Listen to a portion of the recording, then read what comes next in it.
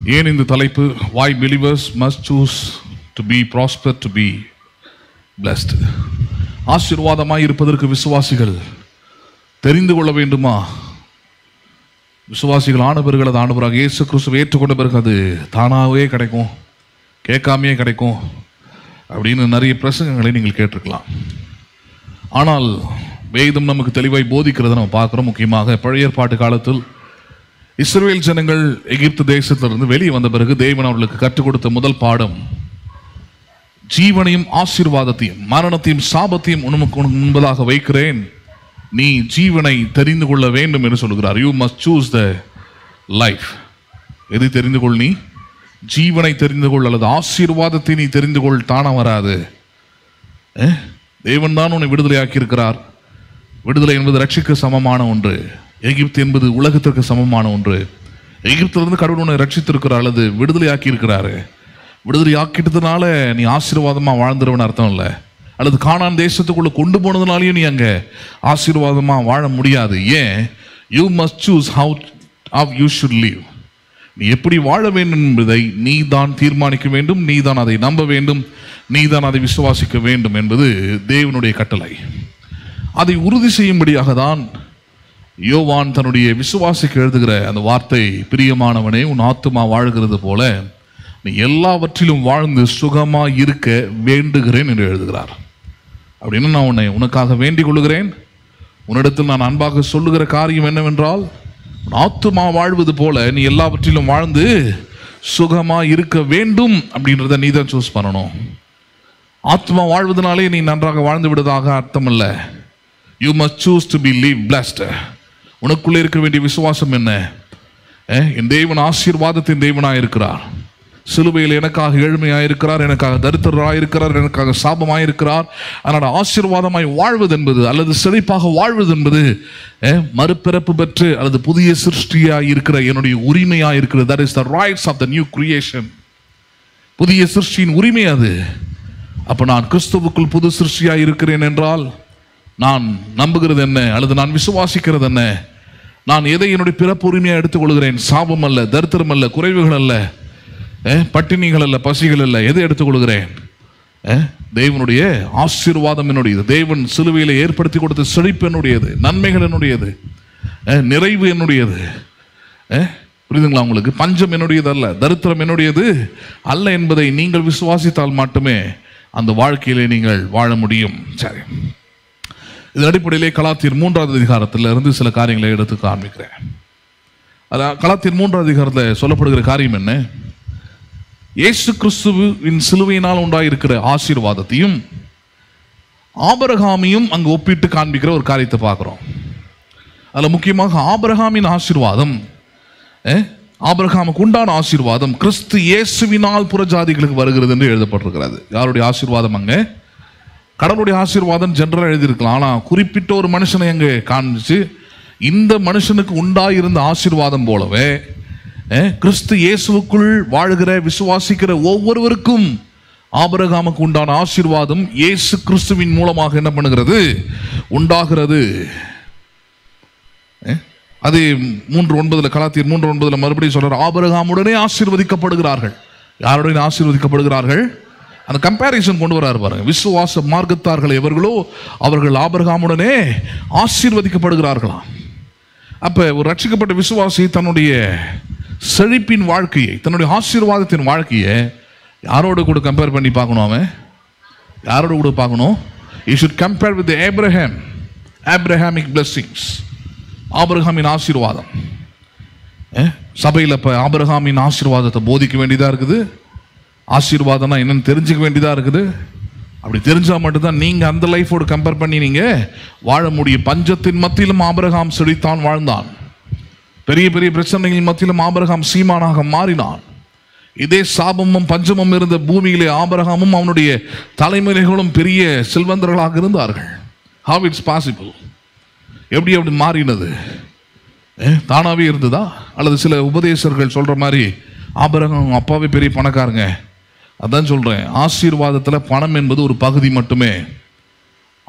ஆசீர்வாதத்தில் பணம் என்பது ஒரே ஒரு சின்ன பார்ட். அது ஆசீர்வாதம் என்றால் எல்லா நல்வாழ்வு, எல்லா சுகவாழ்வு, எல்லா நன்மைகள் எல்லா காரியங்களும் எல்லா நன்மைகளும் உள்ளடக்கிய ஒரு ஆற்றல் தான் ஆசீர்வாதம். ஆல் கைண்ட் ஆஃப் குட்னஸ், உடல் சுகத்துடன் இருப்பது ஆசீர்வாதம். வாழ்க்கையில் வெற்றி பெறுவது ஆசீர்வாதம். அதுதான் ஆசீர்வாதம். என்னன்னு சொன்ன நல்ல வார்த்தைகளை கூறுவது அல்லது நல்ல வார்த்தைகளை சொல்லுவதே ஆசீர்வாதம். அப்படின்னு அர்த்தம். ஆசீர்வாதம்னு அர்த்தம் நல்ல நல்ல காரியங்கள் எனக்கு நடக்கிறது தான் ஆசீர்வாதம். நல்லதாக இருக்கிறது பேர் தான் ஆசீர்வாதம். ஏன்னா you should not confuse with that. அதுக்காக சொல்கிறேன். இன்னைக்கு ஒழுங்கான ஒரு ஊழிய அழைப்பு இல்லாமல், ஒழுங்கான ஒரு அங்கீகாரம் இல்லாமல், ஏதோ ஒரு யூடியூப் ஆரம்பிச்சுக்கிட்டு அங்கே ஒரு சில முட்டாள்களை சப்ஸ்கிரைபராக வச்சுக்கிட்டு சில ஊழியக்காரங்கள் பண்ணுற அட்டகாசம் பெருசாக இருக்குது. அதனால தான் இதெல்லாம் இவ்வளோ விளக்கமாக பேச வேண்டியதாக இருக்குது. ஏன்னா அவங்க ஆசீர்வாதத்தை யாரோட கம்பேர் பண்ணுறாங்க? ஆசீர்வாதம் என்பது கெட்ட வார்த்தை மாதிரியும், ஆசீர்வாதத்தை பற்றி நீங்கள் இயேசு கிறிஸ்து தான் தரான்னு சொன்னால் அம்பானி எப்படி ஆசீர்வாதமாக மாறினான்னு கேட்குறாங்க. யார் சொன்னது? Who said that Ambani is a blessed person? யார் சொன்னது? அப்படின்னு புரிய மாட்டேங்குது அவங்களுக்கு. ஏன் புரியலன்னா இந்த கலாத்தியர் 3 தான். இதை படிக்கல, இது ஒழுங்காக தெரிஞ்சிக்கல. அவருக்கு முன்னாடி யாரோ ஒரு பெரிய போதகர் வாமிட் எடுத்துருக்கிறாரு. அது ஒட்டுமொத்தமாக அப்படியே கலெக்ட் பண்ணிட்டு வந்து இப்போ இவர் என்ன பண்ணிக்கிட்டு இருக்கிறார்? யூடியூப்லேயும் சர்ச்சிலையும் கூட்டம் போட்டுக்கிட்டு எல்லாருக்கும் அதை வாமிட் பண்ணிட்டு உட்காந்துருக்கிறாரு. அதனால தான் கிறிஸ்துவோடைய வாழ்க்கை ஆபிரகாமை போல இல்லை. யாரை போல இல்லை?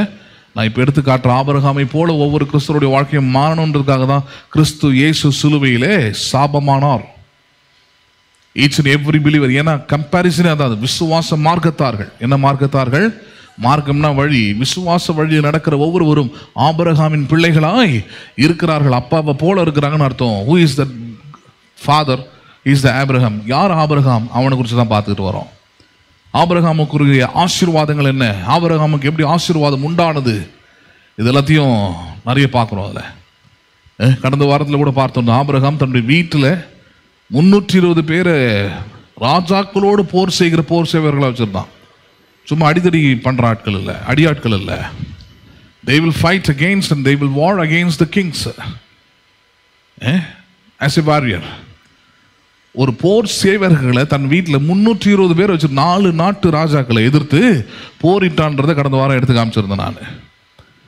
அப்போ அதெல்லாம் கற்பனை பண்ணி பார்க்கணும். இப்போ விசுவாசி எப்படி இருந்திருக்கிறான் பாருங்க. அவனோடு தான் என் வாழ்க்கை கம்பேர் பண்ணி காமிக்குது. விசுவாச மார்க்கத்தார்கள் ஆபிரகாமுடனே ஆசீர்வதிக்கப்படுகிறார்கள். யாருடைய ஆசீர்வதிக்கப்படுகிறார்கள்? அதனால கலாத்தியர் 3:29 இப்படி சொல்லுகிறது, கிறிஸ்துவை உடையவர்கள் ஆபிரகாமின் சந்ததியாராயும். யாரை உடையவர்கள்? நீங்கள் உண்மையாகவே இயேசு கிறிஸ்துவை உடையவர்கள்னா, கிறிஸ்துவை நம்புகிறேன், கிறிஸ்துவின் நம்பிக்கை, கிறிஸ்துவின் விசுவாசம், நான் கிறிஸ்துவை உடையவன், கிறிஸ்து என்னுடையவர் என்பதை நீங்கள் சொல்லுவீர்கள் என்றால் நீங்கள் யாருடைய சந்ததியாக தான் இருக்க முடியும்? நல்லா சொல்லுங்களேன்.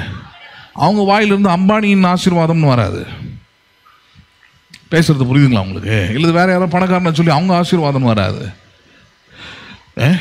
வெளிப்பாடு இருக்கணும், அழைப்பு இருக்கணும். சும்மா வெளிப்பிரகாரம் வேஷம் இருந்தால் பார்த்தாது. நான் என் மனைவி அடித்ததில்லை, சினிமாவுக்கு போனதில்லை, சினிமா பாடலே கேட்டதில்லை, நான் மாரலி ஐ எம் கரெக்டுனா உன்னை விட மாறலாம் வாழற ஆள்லாம் உலகத்தில் இருக்கிறான் புறஜாதியில். அதெல்லாம் தூக்கிட்டு ஒரு பாஸ்டர் காமிச்சிட்டு உட்காந்துருக்கூடாது. ஊழியக்காரனுடைய வாயில தேவனுடைய வார்த்தையை தேடுவார்களே. வார்த்தையை கொண்டு வா, மறுக்க முடியாத சத்தியத்தை கொண்டு வா. That should be the right and true identity of a pastor. பேசுறது புரியுதுங்களா உங்களுக்கு? அப்போ இங்கே நல்லா சொல்றார், விசுவாச மார்க்கத்தார்கள் மட்டும் இல்லை, கிறிஸ்துவை உடையவர்கள் ஆபிரகாமின் சந்ததி, வாக்கு தத்தத்தின்படியே சுதந்திரராயும் இருக்கிறார்கள். எதாயும் இருக்கிறார்கள்? வாக்கு தத்தத்தின்படி சுதந்திரனா, they are the inheritance. ஆபிரகாமுக்கு என்னென்னலாம் வாக்குறுதிகளாக சொல்லப்பட்டதோ அந்த வாக்குறுதிகள்லாம் வச்சு சுதந்திரிக்கிறவர்கள் இவர்கள். யாரு? விசுவாச மார்க்கத்தார்கள், கிறிஸ்துவை உடையவர்கள். ஆபிரகாம் உண்டானதை போலவே இவர்களுக்கு உண்டாயிருக்கிறது. அப்போ எதை விசுவாசிக்கணும்? ஆபிரகாமுக்கு உண்டான ஆசீர்வாதம் எனக்கும் உண்டாயிருக்கும். என்னுடைய வாழ்க்கையின் இலக்கு அதுதான், என் வாழ்க்கையின் லட்சியம் அதுதான். இன்னைக்கு என் வாழ்க்கையில் குறைவுகள் இருக்கலாம், கடன் பிரச்சனைகள் இருக்கலாம், தேவைகள் இருக்கலாம். But what is my future? What is the hope of my future? என்னுடைய வருங்காலத்தின் நம்பிக்கை என்ன? நான் விசுவாச மார்க்கத்தான், நான் கிறிஸ்துவை உடையவன், ஆபிரகாமின் ஆசீர்வாதத்தை சுதந்திரித்துக் கொள்கிறவனா இருக்கிறபடினாலே. ஆபிரகாம் சீமானா இருந்தானா, அப்போ நானும் சீமானா தான் இருப்பேன். ஹலோ, ஆபிரகாம் வீட்டில் 2000 வேலைக்காரர் இருந்தாங்களா, நானும் 2000 வேலைக்காரங்களோட வாழுவேன். இல்லை பிரதர், நிறைய பேருக்கு வயிறு எரியும் பிரதர். எரியணும்னு தான் பிரதர் வச்சிருக்கிறாரு. இதெல்லாம் போதிக்கலாமா? வேற ஏதாவது போதிங்க பிரதர். பரலோகத்துக்கு போவியா? புருஷனை அடிக்காமல் இருக்கிறியா? மனைவி அன்பு கூறுறியா? அதெல்லாம் போதிக்கிறோம். எல்லாத்தையும் கேட்கணும். ஃபுல் காஸ்பல் சர்ச் இது. என்ன காஸ்பல் சர்ச் இது? கோட்ரோ ஆஃப் சர்ச் கிடையாது. பாதி சுவிசேஷத்தை சொல்கிறது, கோட்டர் சுவிசேஷம் சொல்கிறது இல்லை. பைபிள் 66 புத்தகங்கள் இருக்கிற எல்லாத்தையும் கொண்டு வந்து போதிக்கிறதுக்காக தான் 66 புத்தகத்தையும் கொடுத்துருக்கிறாரு. அப்போ பிளஸ்ஸிங்கை பற்றி பேச தான் செய்வோம். விசுவாசிக்கிறவர்கள் வாழ்வடைவாங்க, விசுவாசிக்காதவர்கள் தரித்திரராகவே இருக்க போகிறாங்க. அவ்வளோதான். காலம் அவர்களை உணர்த்தும், காலம் அவர்களை காட்டும். ஏன்பா நீ விசுவாசிக்காமல் போன? அன்னைக்கு கடவுள் நிந்திச்சுட்டு உட்காந்துருப்பாங்க. இந்த கடவுள் என்ன மட்டும் ஆசீர்வதிக்காமல் விட்டுட்டாரு. நீ தெரிந்து கொண்டாயா? நீ அறிந்து கொண்டாயா? அந்த வழி என்னன்றதுல நீ நடந்தாயான்றதான் அங்கே கேள்வி. அதை தான் இப்போ எடுத்து போதிச்சுக்கிறேன். இதெல்லாம் நம்பணும் பாருங்க விசுவாசிகள். நான் ஆபிரகாமின் சந்ததி, கிறிஸ்துவை உடையவன், ஆபிரகாமின் ஆசீர்வாதத்தை சுதந்திரித்துக் கொள்கிறவன் அவன். நம்புறீங்களா நீங்கள்? அதெல்லாம் சரி. அப்போ இதன் அடிப்படையில் தான் நிறைய காரியங்களை பார்த்து கொண்டு வருகிறோம். முக்கியமாக ஆதியாகமம் 12 முதல் 4 வசனங்களே முதல் ஆண்டவர் ஆபிரகாம் சந்தித்துக் கொள்கிற அந்த இடத்துல ஆபிரகாமை தேவன் நாங்கள் ஆசீர்வதிக்கிறத பார்க்குறோம். ஃபர்ஸ்ட் இன்ட்ரோடக்ஷன்லேயே 4 முறை ஒரு வார்த்தையை ரிப்பீட் பண்ணப்படுகிறது என்றால், நீ ஆசீர்வதிக்கப்படுவாய், நீ ஆசீர்வாதமாக இருப்பாய் இப்படின்ற ஆசீர்வாதம் என்று சொல்லி 4 முறை ஆபிரகாமுடைய மனசில் நல்லா இறக்கி விடுறாரு.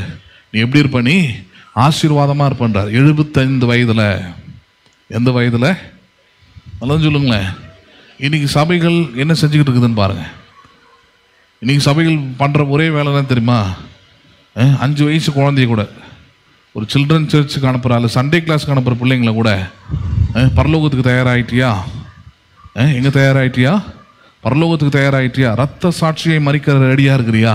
எதை இறக்குறாங்க பாருங்க உள்ள. இது இறக்கி அதனால தான் பார்த்தீங்கன்னா ஸ்டேட் ஃபர்ஸ்ட் இவன் வரமாட்டான், யாரோ இருப்பாங்க பேர். ஸ்கூல் ஃபஸ்ட்டு யாரோ இருப்பாங்க. நல்ல டாக்டர்ஸ் தேர்னா அவங்களாம் யாரோவா இருப்பாங்க. சயின்டிஸ்ட் தேர்னா அவங்களாம் யாரோவா இருப்பாங்க. ஒரு உலகத்தின் மேன்மையான அல்லது மேலான இடத்துல இவன் இருக்கிறதுக்கு வாய்ப்பே கிடையாது. ஏன்னா இவனுடைய சீட்லேருந்தே சர்ச்சில் அப்படி தான் போதிச்சு இவனை வளர்க்குறாங்க. ஆவிக்குரிய வாழ்க்கைன்ற பேரில் தரித்திரனா, ஒன்றுக்கு உதவாதவனா, ஒரு ஆஃப்டர் ஆல் பர்சனாக தான் உருவாக்குறாங்க. எல்லாராலையும் இருக்க முடியுன்ற வாழ்க்கையை வாழறதுக்காக தெய்வன் நம்மை அழைக்கவில்லை. அதுக்கான ரட்சிப்பும் இல்லை. அது சிறைப்பட்டு கொண்டு போன பாபிலோன் தேசத்தில் சாத்ராக், மேஷாக், ஆபேத்நேகோ, தானியேல் யாராக இருந்தார்கள்னு போய் படித்து பாருங்க. அவங்க சொந்த ஊரில் கூட கிடையாது, சொந்த தேசத்தில் கூட கிடையாது. அடிமைகளாக சிறைப்பட்டு கொண்டு போன பாபிலோன் தேசத்தில் சாத்ராக், மேஷாக், ஆபேத்நேகோ மற்றும் தானியேல் 4 யூதர்களும் அந்த பாபிலோன் தேசத்தில், மாற்று புறஜாதிகள் வாழக்கூடிய தேசத்தில் யாராக இருந்தார்களும் போய் படிங்க. Daniel became as a governor. Hello, தானியேல் யாராவே மாறிட்டான்? கவர்னர் வேற மாட்டான் ஊரில். சாத்ராக், மேஷாக், ஆபேத்நேகோ உயர் பதவிகளில் வைக்கப்பட்டார்கள், பெரிய அதிகாரிகள். யோசேப்பு எடுத்துக்கங்க, வேர் ஹி வாஸ். ஹலோ, கிளர்க்கா? சும்மா கவர்மெண்ட் ஆஃபீஸில் 10,000-20,000 சம்பளம் வாங்க ஆளா? அதுதானே போதிக்கிறீங்க.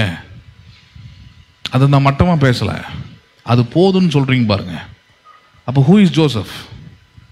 அடிமையாய் விற்கப்பட்ட இடத்தில், அடிமையாய் வாங்கப்பட்ட இடத்தில், அடிமையாய் வேலை செய்த அதே ஊரில், அதே தேசத்தில் 30 வயதில் யோசேப்பு ராஜாவின் ஸ்தானத்தில் உட்கார்ந்தான். எந்த ஸ்தானத்தில் உட்கார்ந்தான் அவன்? வேர் யுவர் சில்ட்ரன்ஸ் ஆர். உங்கள் பிள்ளைகளுடைய குறித்து அல்லது உங்களை குறித்த வாழ்க்கை அல்லது எதிர்காலத்தை குறித்து நீங்கள் எப்படி இருக்கிறீங்கன்னு பாருங்க. பேசுறது புரியுதுங்களா உங்களுக்கு?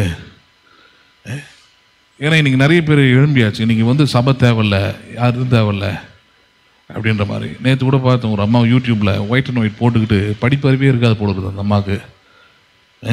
புருஷன் கேமரா எடுக்கிறாரு, மனைவி பிரசங்கம் பண்ணுது. அந்த அம்மா பிரசங்கம்லாம் சேரில் உட்காந்துக்கிட்டு ஊழியக்காரனே, விசுவாசிங்கிட்ட காணிக்கையை வாங்கி உன் பிள்ளையெல்லாம் நீ கான்வென்ட்டில் படிக்க வைக்கிற, நீ காரில் சொகுசாக போகிற, உன் விசுவாசிங்களாம் எதில் போகிறாங்க? விசுவாசிங்களாம் கீழே பார்க்குற ஒரு 30 கமெண்ட், ஆமேனம்மா கரெக்டாக சொல்கிறீங்க நீங்கள். நான் என் லாங்குவேஜில் கொஞ்சம் நல்லா கேட்டு விட்டேன் அந்த அம்மாவை. ஜென்மத்துக்கும் பேசாது இனிமேல். எப்போ இவன் காணிக்கை கொடுத்தா அவர் காரில் போகிறார், அவன் பிள்ளைங்க கான்வென்ட்டில் படிக்கிறாங்களா? எவ்வளோ வயிற்றுச்சல் பாருங்களேன். இதுக்கு கீழே ஒரு 10 பேர் ஆமீன் போடுறான். அவங்களுக்கு என்னென்ன ஊழியக்காரன் கிழிஞ்ச சட்டையை போட்டுக்கிட்டு அவன் பிள்ளைங்களாம் எங்கேயாவது படிக்க முடியாமல் சாப்பிட முடியாமல் கடந்தால் அவன் நல்ல ஊழியக்காரன். ஏன்னா அந்த அம்மாவுடைய கணக்கு அப்படி. அதான் சொல்லுவார், கால்குலேஷன் எப்படின்னா, ஏதோ இவங்க கொடுத்து அவங்களாம் நல்லா வாழறாங்க, அப்படிலாம் யாரும் கொடுத்து வாழ வைக்க முடியாது. ஹலோ, அப்படி கொடுக்குற மாதிரி இருந்தால் கவர்மெண்ட் உங்களுக்கு எக்கச்சக்கமாக கொடுக்கும். உங்களுக்கு கொடுக்குது, ஒவ்வொரு எலெக்ஷனுக்கும் கொடுக்குது, அவ்வளோத்தையும் வாங்கி போட்டு நீங்கள் யாராக தான் இருக்கிறீங்க, நீங்களாக தான் இருக்கீங்க. பேசுறது புரியுதுங்களா உங்களுக்கு? யாரும் கொடுத்து யாரும் மாற முடியாது. பரலோகத்தின் தேவன் கொடுத்தா மட்டும்தான் வாழ்க்கை மாறும். அது அந்த அறிவு வேணும்.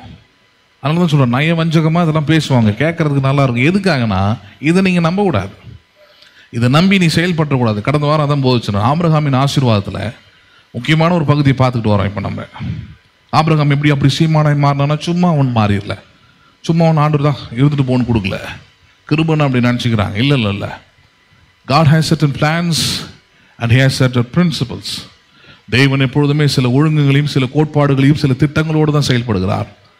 அப்போ அது விசுவாசி வாழ்க்கையில் அதெல்லாம் தெரிஞ்சிருக்கணும். அதுதான் வேஸ்ன்னு சொல்லுது. இன்னைக்கு அதெல்லாம் பாடணும். நான் உனக்கு போதித்து நடத்த வேண்டிய வழியில் நடத்த, அந்த வழி தான் என்ன, அதான் பிரின்சிபல்ஸ்.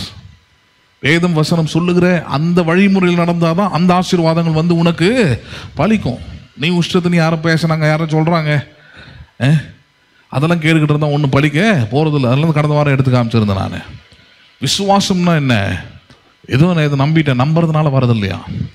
விசுவாசத்தின் முடிவு கிரியையாய் இருக்கிற நிறைவு அல்லது பரிபூர்ணம். The perfect of the faith is the action. விசுவாசத்தின் பரிபூர்ணம் எங்கே இருக்கிறது? கிரியையில் இருக்குது. நான் எதை நம்புறேனோ அதை செய்கிறவனா இருக்கிறேன். செய்தால் மட்டுமே அது ஆசீர்வாதமும் வருதாங்க. பிளஸ்ஸிங் அப்படி தான் ஹீல் பண்ணுறேன் நான். ஒரு நிலத்தை நான் வாங்குறேன், வாங்கி விசுவாசிக்கிறேன், இந்த நிலம் எனக்கு 30, 60, 100மாக பலன் கொடுக்கும். இல்லை, ஈசாக்கு கொடுத்த மாதிரி அது 100 மடங்கு எனக்கு பலன் கொடுக்கும்னு விசுவாசிக்கிறேன். விசுவாசிக்கிறதுனால 100 மடங்கு பலன் கொடுத்துருதாங்க. விசுவாசத்தை எப்படி மாற்றணும்? இப்போ கிரியையாய் மாற்ற வேண்டியதாக இருக்குது. என்னவா மாற்ற வேண்டியதாக இருக்குது? வாங்கின நிலத்தில் விதையை போடணும், விதையை போட்டிருக்கிற நிலத்தில் தண்ணி ஊற்றணும், தண்ணீர் ஊற்றிருக்கிற நிலத்தில் எருக போடணும், வேலியை போடணும், பாதுகாப்பு தரணும், இன்னும் என்னென்ன செய்யணுமோ அவ்வளோ உழைப்பியாங்க நான் கொடுக்குறேன். நான் வெறும் விசுவாசிக்கிறேங்க, அதனாலே எனக்கு 100 மடங்கு வந்துடும் உட்காந்துருந்தீங்கன்னா ஒன்றும் வராது. Nothing will come.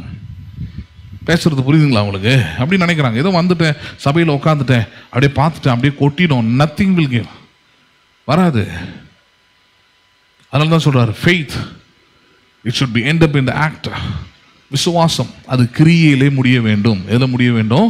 நீங்கள் விசுவாசிக்கிறதுனா யாருக்கும் தெரியாமல் இருக்கலாம், ஆனால் உங்களுக்கு கிரியை காண்பித்து விடும் உங்களுடைய விசுவாசம் என்னவென்று. உங்களுடைய சொல், உங்களுடைய செயல்.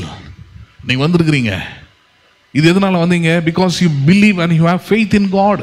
யாரை விசுவாசிக்கிறீங்க? நீங்கள் வந்திருக்கிற இந்த செயல் கடவுளை விசுவாசிக்கிறேன் என்பதை காண்பிக்கிறது. அவ்வளோதான் பாயிண்ட். ஏன்னா இங்கே பொழுதுபோக்குறதுக்கோ இல்லை இங்கே வந்து டைம் பாஸ் பண்ணுறதுக்கு இங்கே ஒன்றுமே இல்லை. நீங்கள் வந்து உட்காந்து பைபிளை திறந்து உட்கார வச்சு காது திறந்து கேட்க வேண்டியதாக இருக்குது. அப்போ இந்த மாதிரி ஒரு ஆராதனைக்கு இந்த மாதிரி நேரத்தில், அது ஒரு செவ்வாய்க்கிழமை மாலையில் வந்து உட்காரணும்னா யூ நீட் ஃபெய்த். என்ன தேவை? அதுக்கு விசுவாசம் இருக்கணும். விசுவாசம் உள்ளத்தில் இருந்தால் பத்தாது, அது என்ன வரணும்? அது செயலாய் வரணும். வீட்டில் இருந்து கிளம்பணும், அது பெரிய பிரயாசம். அது கிளம்பி அங்கிருந்து பைபிள் எடுத்துகிட்டு வந்து உட்காந்து இங்கே ஆராய்ச்சி வாசனங்களை கேட்கணும். சரி, அப்போ ஃபெய்த்துன்றதை தான் பாருங்க. அப்போ இதன் அடிப்படையில் தான் சில விஷயங்களை பார்த்துட்டு வரோம். ஆபிரகாமோட ஆசீர்வாதம் சில காரியங்களை பார்த்துருக்குறோம் ஏற்கனவே, இன்னும் பார்க்க போகிறோம் பின்னாடி வர நாட்களில். ஆனால் இந்த ஆசீர்வாதத்தை பெறுவதற்கான பிரின்சிபல்ஸ் என்ன, வழிகள் என்ன என்பது தான் உங்களுக்கு நான் காண்பித்து கொண்டு வருகிறேன். அதில் நம்ம பார்த்து கொண்டு வருகிற தலைப்பு என்ன? உண்மையான ஆசீர்வாதம் வெறும் நம்பிக்கை அல்ல. உண்மையான ஆசீர்வாதம் என்ன கிடையாது? வெறும் நான் நம்பிட்டேன் அதனாலே எனக்கு ஆசீர்வாதம் வந்துடுது, அல்லது நம்பிட்டேன் அதனால எனக்கு எல்லாத நல்லதும் நடக்குதுன்னு கிடையாது. நம்புறதுனாலே எல்லாம் நடக்கிறது இல்லை. அதை தாண்டி அதோடு சேர்ந்து அதோடு இணைந்து ஒரு காரியம் இருக்குது. என்னது அது? கிரியையினால் தேவனுக்கு காட்டும் நன்றியாய் இருக்கிறது. எதனால் காட்டும் நன்றியாய் இருக்கிறது? உண்மையான ஆசீர்வாதத்துடைய பிரின்சிபல் என்ன? வெறும் நான் நம்பிட்டேன் அப்படின்றதுனால உண்மையான ஆசீர்வாதம் வந்துடுது இல்லை. The right blessing or the true blessing comes not by just a hope or faith. It will be along with the act. எதோடு சேர்ந்து இருக்கிறது? என் விசுவாசத்தோடு கிரியை சேர்ந்திருக்கிறது. அந்த விசுவாசமும் கிரியையும் சேர்ந்து தான் அந்த உண்மையான ஆசீர்வாதத்தை எனக்கு கொண்டு வருகிறது. பேசுறது புரியுதுங்களா உங்களுக்கு? ஒரு சுகத்தை தேவனிடத்திலிருந்து எதிர்பார்க்குறீங்க, அது ஒரு ஆசீர்வாதம். அந்த சுகம் எப்படி உண்டாகிறது? Your faith and your act should join. எதுவும் சேர வேண்டும், அங்கே விசுவாசமும் கிரியையும் சேர வேண்டும். 18 வருஷம் கூனியை பற்றிலாம் அதெல்லாம் தான் சொன்னேன் நான். 18 வருஷம் பெரும்பாடு உள்ள ஸ்திரீயோட கதையை தான் சொன்னேன் நான் விசுவாசிக்கிறேன். வீட்டுக்குள்ளே உட்காந்துருந்தோம், ஒன்றும் நடந்திருக்காது அந்த அம்மாவுக்கு. அவர் ஆடையை தொட்டாகிலும் நான் சுகமாவேன்ற ஒரு முயற்சி அங்கே எடுக்கிறா. கிரியை, விசுவாசம் ஒரு கிரியை செய்கிறது. அங்கே பேசுறது புரியுதுங்களா உங்களுக்கு? there is an act. நூற்றுக்கு அதிபதியோட விசுவாசமும் அப்படிதான்.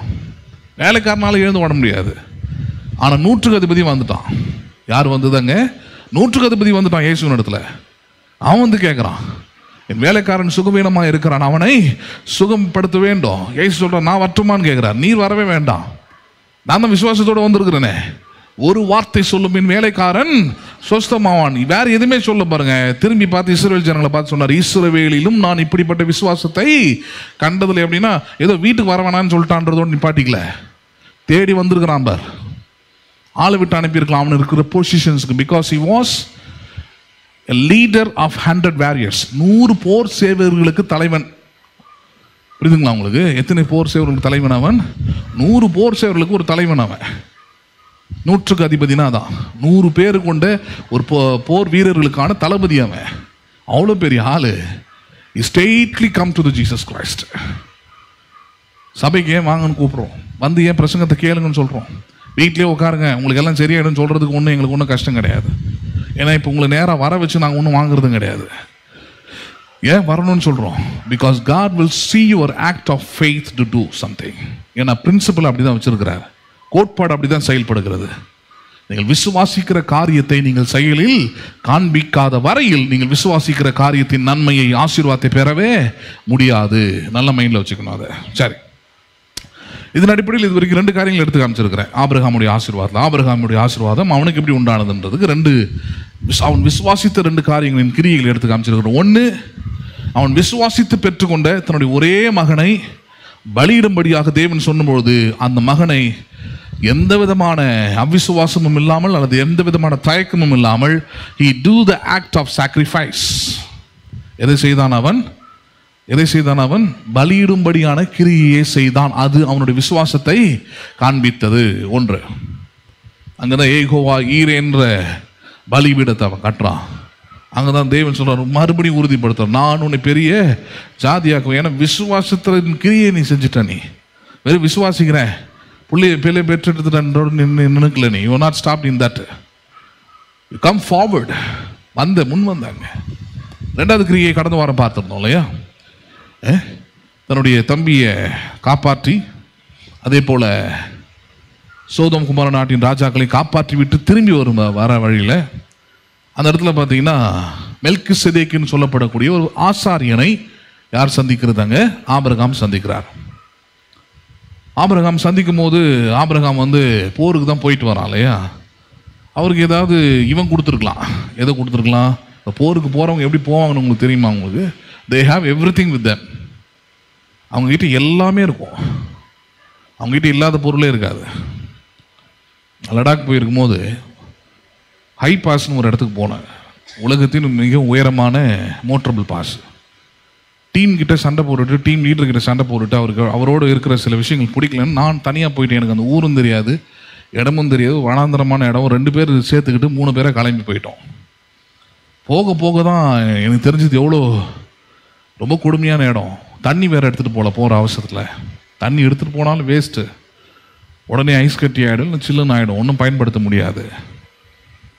கிட்டத்தட்ட 3 மணி நேரம், கிட்டத்தட்ட 3 மலைகளை தாண்டணும், உயரமான மலைகளை தாண்டி போகணும். ஒரு மலையை தாண்டி அடுத்த மலைக்கு போயிட்டேன். என் முன்னாடி இன்னொரு தம்பி போகிறான், திலீப்னு ஒரு தம்பி. எல்லாருக்கும் நான் வறண்டிருச்சு. அவ்வளோ சில்னஸ்லேயும் அதுதான் அங்கே பிரச்சனை. மயக்கமாக இருக்குது, தலை சுற்றுது. அங்கே என்ன ஆனாலும் யாருக்கும் சொல்ல முடியாது. மொபைல் நெட்வொர்க் கிடையாது, ஒன்றும் கிடையாது.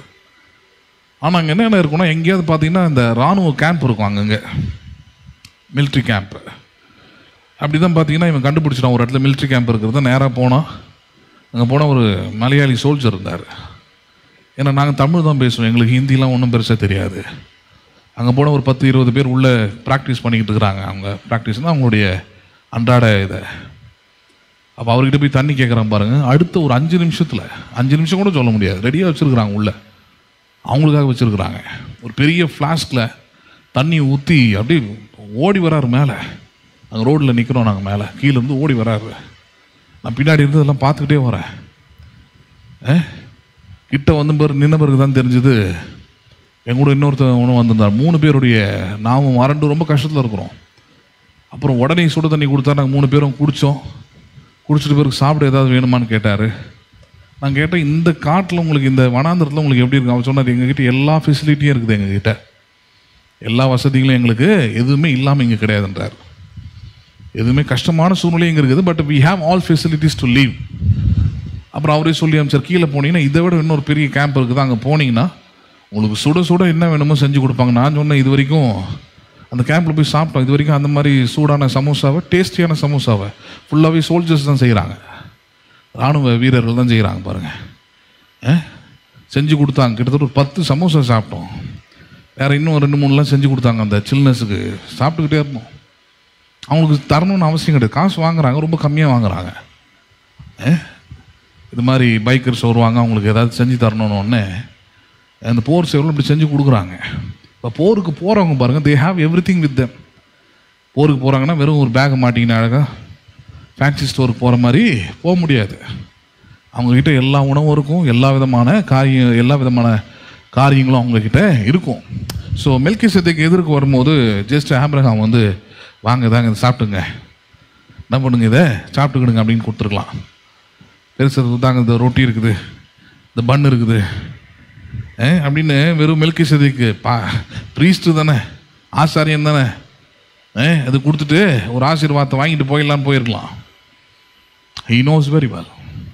அவனுக்கு தெளிவாக தெரியுது, வாட் ஐ ஷுட் கிவ், நான் எதை தர வேண்டும், நான் எதை செய்ய வேண்டும், எதை செஞ்சான்றதை ரெண்டுத்தையும் பார்த்தோம். ஒன்று, மெல்கிசேதேக்கு அப்பத்தையும் திராட்சரசத்தையும் கொடுத்தான் இருக்குது. இயேசுவின் ரத்தத்தையும் சரீரத்தையும் அது அடையாளப்படுத்தக்கூடிய ஒரு உடன்படிக்கை.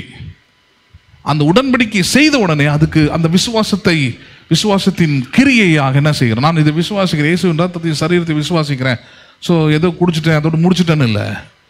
அதுக்கு இந்த ஆக்ட் ஆஃப் ஃபெய்த் தான் ஆபிரகாம் செய்தது. தன்னுடைய எல்லாவற்றிலும் அவனுக்கு என்ன பண்ணினான், அவன் தசம பாகம் செலுத்தினான். அது அந்த ஆக்ட் அங்கே செய்ய வேண்டிய அவசியமே இல்லாமல், அதான் சொல்ல வரேன். தசமபாகம் காணிக்கை என்பது, it is an act of faith that is connected with the blood of Jesus Christ. இயேசு கிறிஸ்துவின் இரத்த உடன்படிக்கையோடு இணைந்தும் இசைந்தும் இருக்கக்கூடிய ஒரு காரியம். பேசுறது புரியுதுங்களா உங்களுக்கு? நான் அவருடைய இரத்தத்தை, அவருடைய சரீரத்தை, அவர் சிலுவையில் எனக்காக தரித்திரரானதை, ஏழையானதெல்லாம் நான் விசுவாசிக்கிறேன், அதை நான் எடுத்திருக்கிறேன், அவருடைய சரீரத்தை, இரத்தத்தை நான் எடுத்திருக்கிறேன். So I am giving my faith of act in thanks giving. என்னுடைய விசுவாச கிரியையை நன்றியோடு கூட நான் கொடுக்குறேன். அதுதான் ஆபிரகாம் செய்த காரியம். எல்லாவற்றிலும் அவனுக்கு தசம பாகம் செலுத்தினான். எல்லாவற்றிலும் என்ன பண்ணினான் அவன்? கல்யாணத்தெல்லாம் இன்னைக்கு சில இதெல்லாம் ட்ரெண்டாக இருக்கு. பார்த்தீங்கன்னா முன்னெல்லாம் அது கிஃப்ட் கொடுப்பாங்க. கிஃப்ட் செலக்ட் பண்ணுறதே பெரிய விஷயமா இருக்கும்.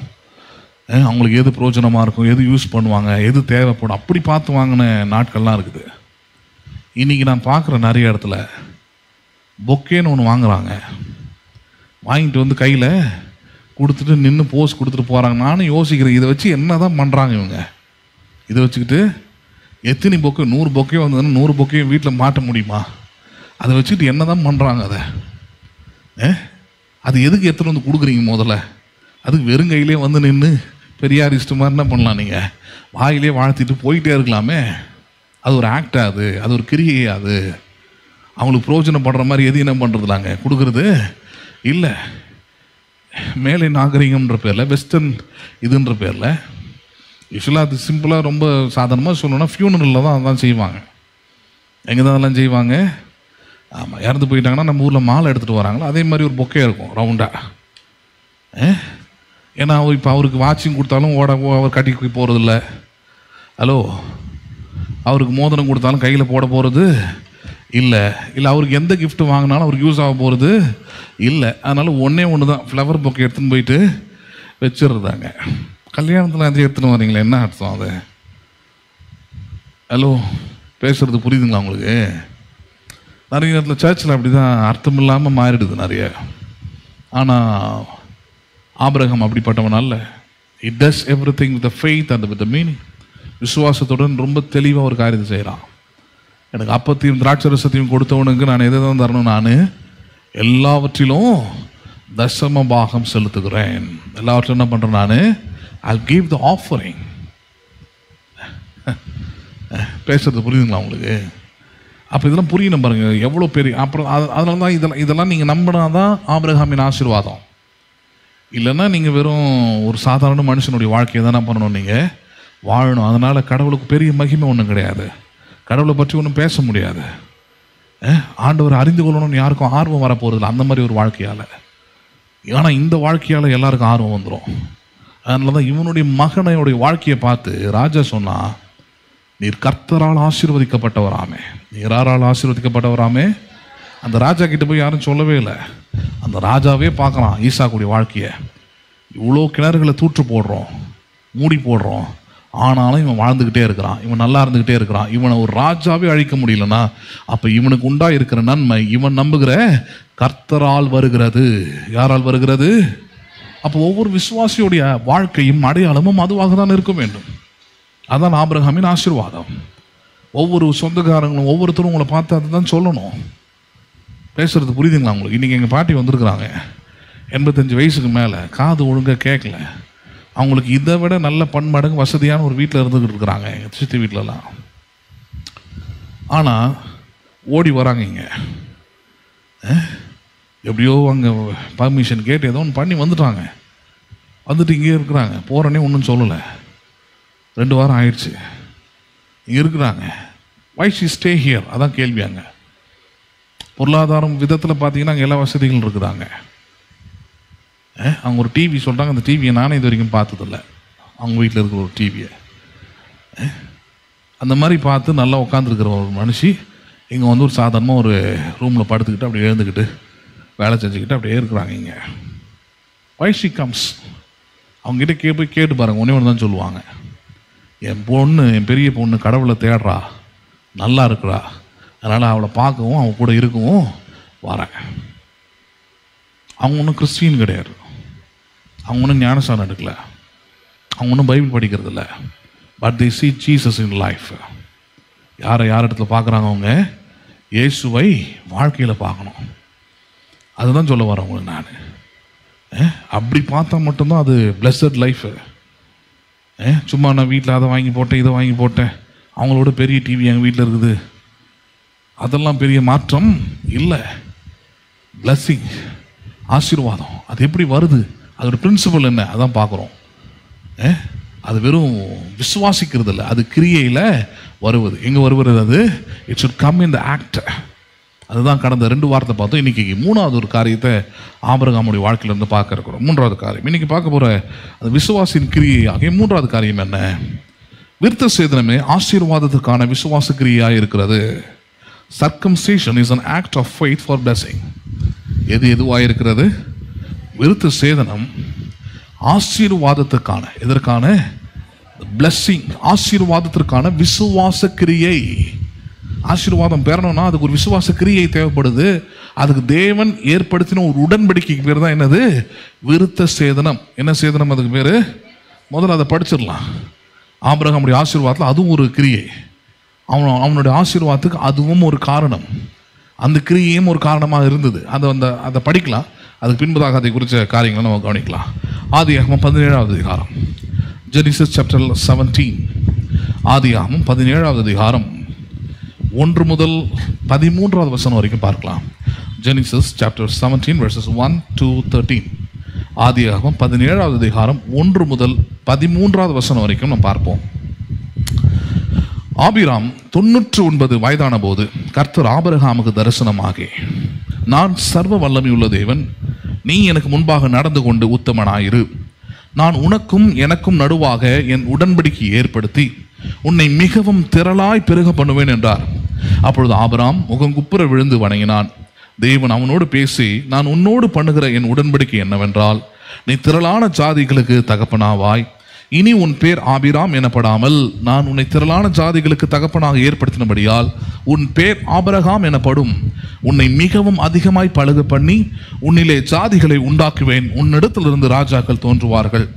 உனக்கும் உனக்கு பின் வரும் உன் சந்ததிக்கும் நான் தேவனாய் இருக்கும்படி எனக்கும் உனக்கும் உனக்கு பின் தலைமுறையாக வரும் உன் சந்ததிக்கும் நடுவே என் உடன்படிக்கையை நித்திய உடன்படிக்கையாக ஸ்தாபிப்பேன்.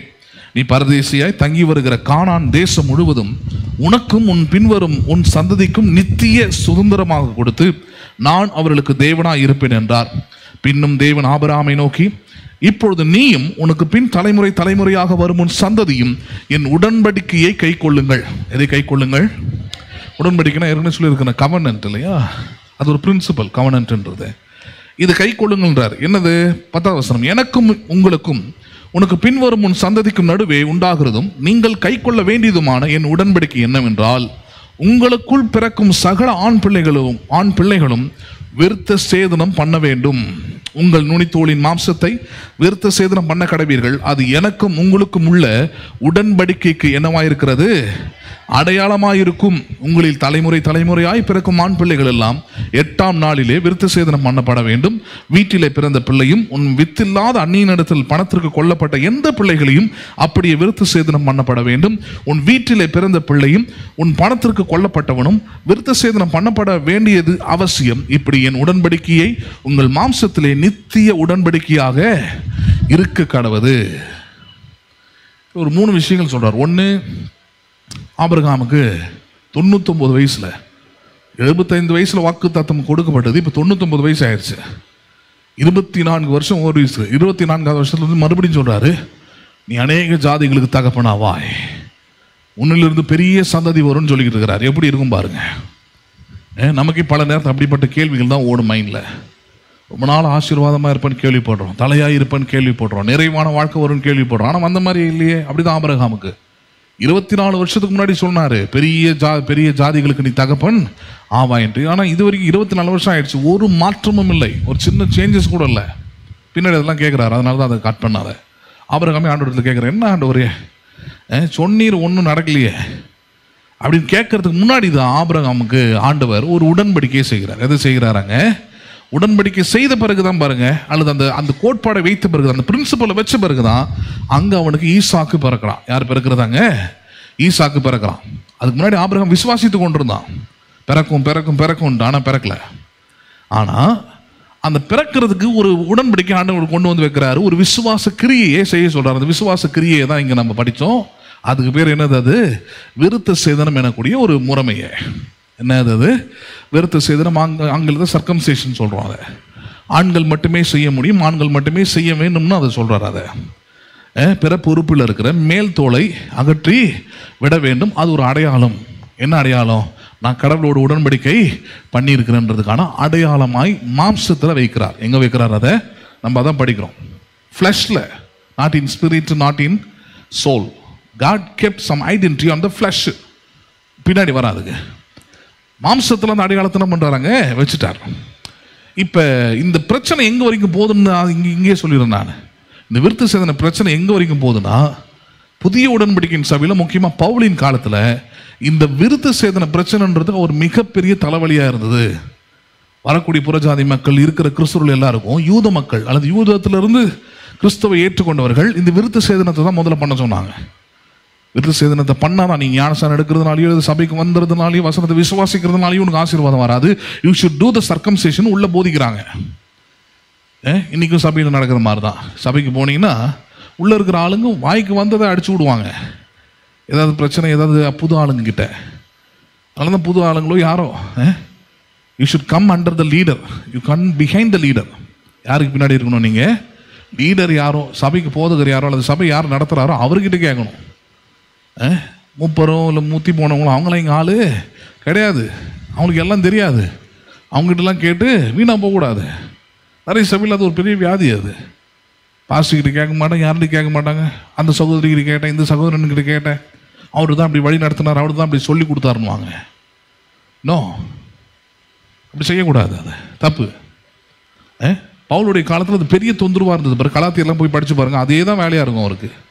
என்ன சொல்ல வராங்க? இப்போ விருத்த சேதனத்தை நித்திய உடன்படிக்கையாகவும் தலைமுறையாக இருக்கும்படியாகவும் கொடுத்தாரு. ஆனால் அதோடைய அர்த்தத்தை நீங்கள் மாற்றிட்டீங்க. ஆபிரகாம் காலத்தில் அதாவது இயேசுவின் பிறப்புக்கு முன்னாடி அல்லது இயேசு கிறிஸ்துவின் மரணத்துக்கு முன்னாடி, புதிய உடன்படிக்கைக்கு முன்னாடி விஷயமே வேற. அது ஒரு அடையாளமாய் ஷேடோவாய் செய்யப்பட்டது. எனக்கும் கடவுளுக்கும் ஒரு உடன்படிக்கை ஏற்பட்டிருக்கிறது அப்படின்னா நான் நுனித்தோலை அகற்றி விட்டு தான் நான் காட்ட முடியும் நான் எனக்கும் கடவுளுக்கும் உடன்படிக்கை. ஏன்னா அது அந்தரங்கமான ஒரு காரியம். அது எனக்கும் கடவுளுக்கும் அந்தரங்கமாக நடக்கக்கூடிய ஒரு உடன்படிக்கை அது. ஆனால் புதிய உடன்படிக்கையில் விருத்த சேதனம் இல்லையானா இருக்குதுன்றார். ஆனால் நீங்க போதிக்கிறதோ நீங்க சொல்றதோ இல்லை. இன்னைக்கு இந்த எக்ஸ்டர்னல் சேஞ்சஸ் சொல்றாங்க இல்லையா, that comes of this circumcision தான். மாம்சத்தில் தேவன் அடையாளத்தை போட்டிருக்கிறான்னு சொல்லிடுறாங்க இல்லையா, வச்சிருக்கிறாங்க இல்லையா கிறிஸ்தவரின் அடையாளம். If they remove all the jewels they are called as Christians. அதுவும் சிபிஎம் கிறிஸ்டியன் போயிடுவாங்க. சின்னதாக போட்டிருந்தீங்கன்னா இல்லை டாலர்லாம் போட்டிருந்தீங்கன்னா சிஎஸ்ஐ கிறிஸ்டின். நீங்கள் இந்த முடி நிறைய இருந்தால் ஜெர்மன் ஷெப்பர்டு, ஹலோ வால் வெட்டி இருந்தால் டாபர்மேன், புசு புசுன்னு இருந்தால் பொமேரியன் டாக், ஒன்றுமே இல்லாமல் சொறி பிடிச்சிருந்ததுன்னா அது தெருநாய். பேசுறது புரியுதுங்களா உங்களுக்கு? கிறிஸ்தவங்க அப்படி தான் வகை பிரிக்கிறாங்க. அவர் முடி ஷார்ட்டாக கட் பண்ணி கொஞ்சம் தொலைன்னு போட்டிருந்தாருன்னா அவர் நல்ல pastor, CPM pastor, Pentecostal pastor. அவர் கொஞ்சம் அங்கேயும் இங்கேயும் போட்டிருந்தாருன்னா அவர் சிஎஸ்சி பாஸ்டர். கொஞ்சம் கோட் ஷூட்லாம் போட்டிருந்தாருன்னா அவர் பிஷப்பு இல்லை அந்த லெவலுக்கு கொண்டு போயிடுவாங்க அவரை, ரெவரண்ட்டுன்ற லெவலில். என்ன மாதிரி பேண்ட் ஷர்ட் போட்டு கேஷுவலாக இருக்கிறவங்க எந்த லிஸ்ட்டிலுமே கிடையாது. கடவுளும் மற்ற ஜனங்களும் சொன்னாதான் உண்டு. இவங்க பிரிச்சுக்கிறதுன்ற அதான் சொல்ல, இவங்களா பிரிச்சுக்கிறது, இவங்களா ஒரு எக்ஸ்டர்னல் ஐடென்டிஃபிகேஷனை கொண்டு வராங்க. சரி, இப்போ ஆபிரகாம் காலத்தில் தேவன் கொடுத்த உடன்படிக்கை அதுதான், மாற்று கருத்து இல்லை. சரி, இப்போ ஒன்று கவனிப்போம். கடவுள் இது சொல்லிட்டாரு, பிள்ளை பிறக்கணும்னா இந்த உடன்படிக்கை கை கொள்ள வேண்டும், நித்திய உடன்படிக்கையாக கை கொள்ள வேண்டும். எனக்கும் உனக்குமான உடன்படிக்கை இதுதான், இதுதான் நான் சொல்ற இந்த உனக்கு சொன்ன வாக்கு தத்துவத்தை நிறைவேற்றுகிற செயல்னு சொல்லி கொடுக்குறாரு. பிள்ளைன்ற பிளஸிங் உனக்கு வேணும்னா, நான் சொன்ன நீ அநேக ஜாதிகளுக்கு தகப்பனாவா என்ற அந்த நிலைமைக்கு நீ வரணும்னா இந்த உடன்படிக்கையை நீ நிறைவேற்ற வேண்டும். விருத்த சேதனத்தை நீ செய்யணும். நல்லா கவனிக்கணும், விருத்த சேதனம் செய்யறது ஒன்றும் வலி இல்லாத இதமான சுகமான காரியமும் இல்லை. எப்படிப்பட்ட காரியம் இல்லை அது. ஆமாம், ரொம்ப சந்தோஷமாக செய்யக்கூடிய விஷயம் ஆமாம் இல்லை.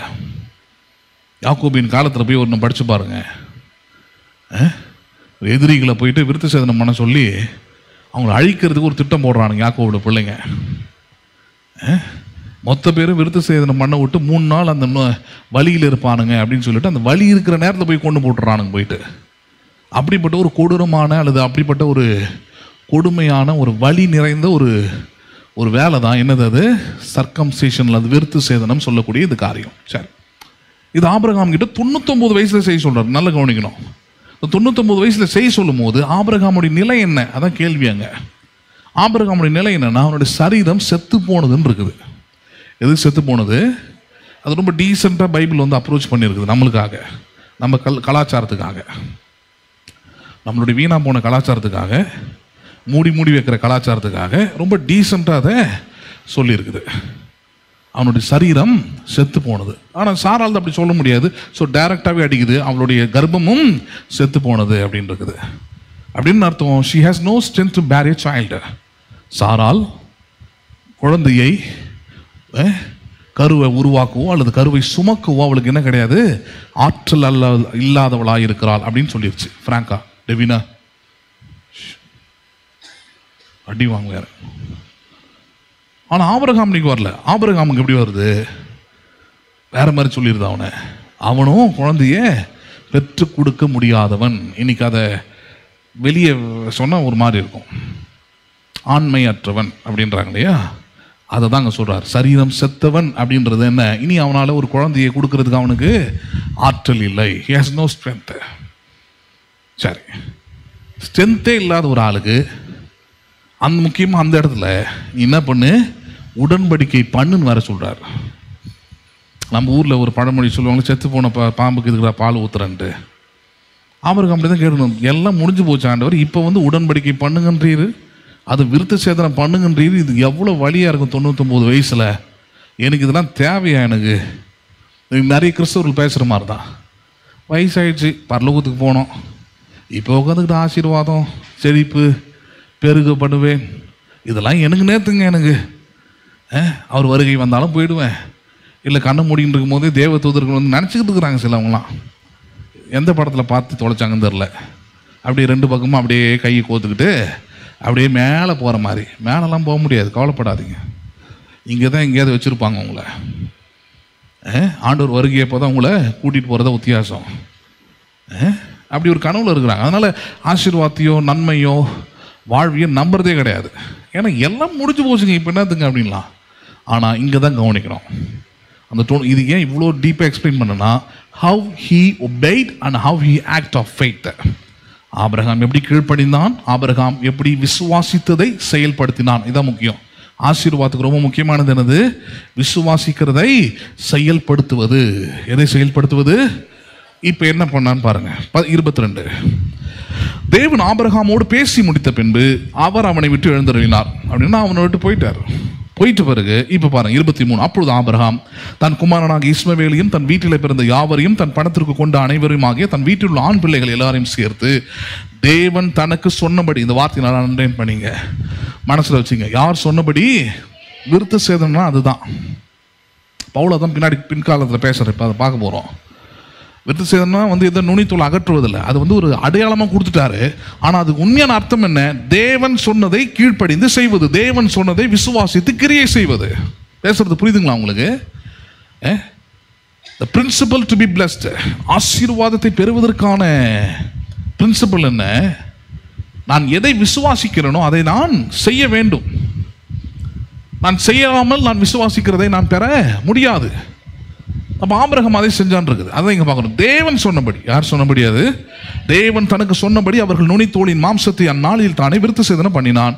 ஆபிரகாமுடைய நுனித்தோளின் மாம்சம் விருத்த சேதனம் பண்ணப்படும் போது அவன் 99 வயதாக இருந்தான். என்ன வயதான இருந்தான்? என்னை விட டீப்பாக பேசுது இதெல்லாம். அதான் சொன்ன 99 வயசு இதெல்லாம் தேவையா?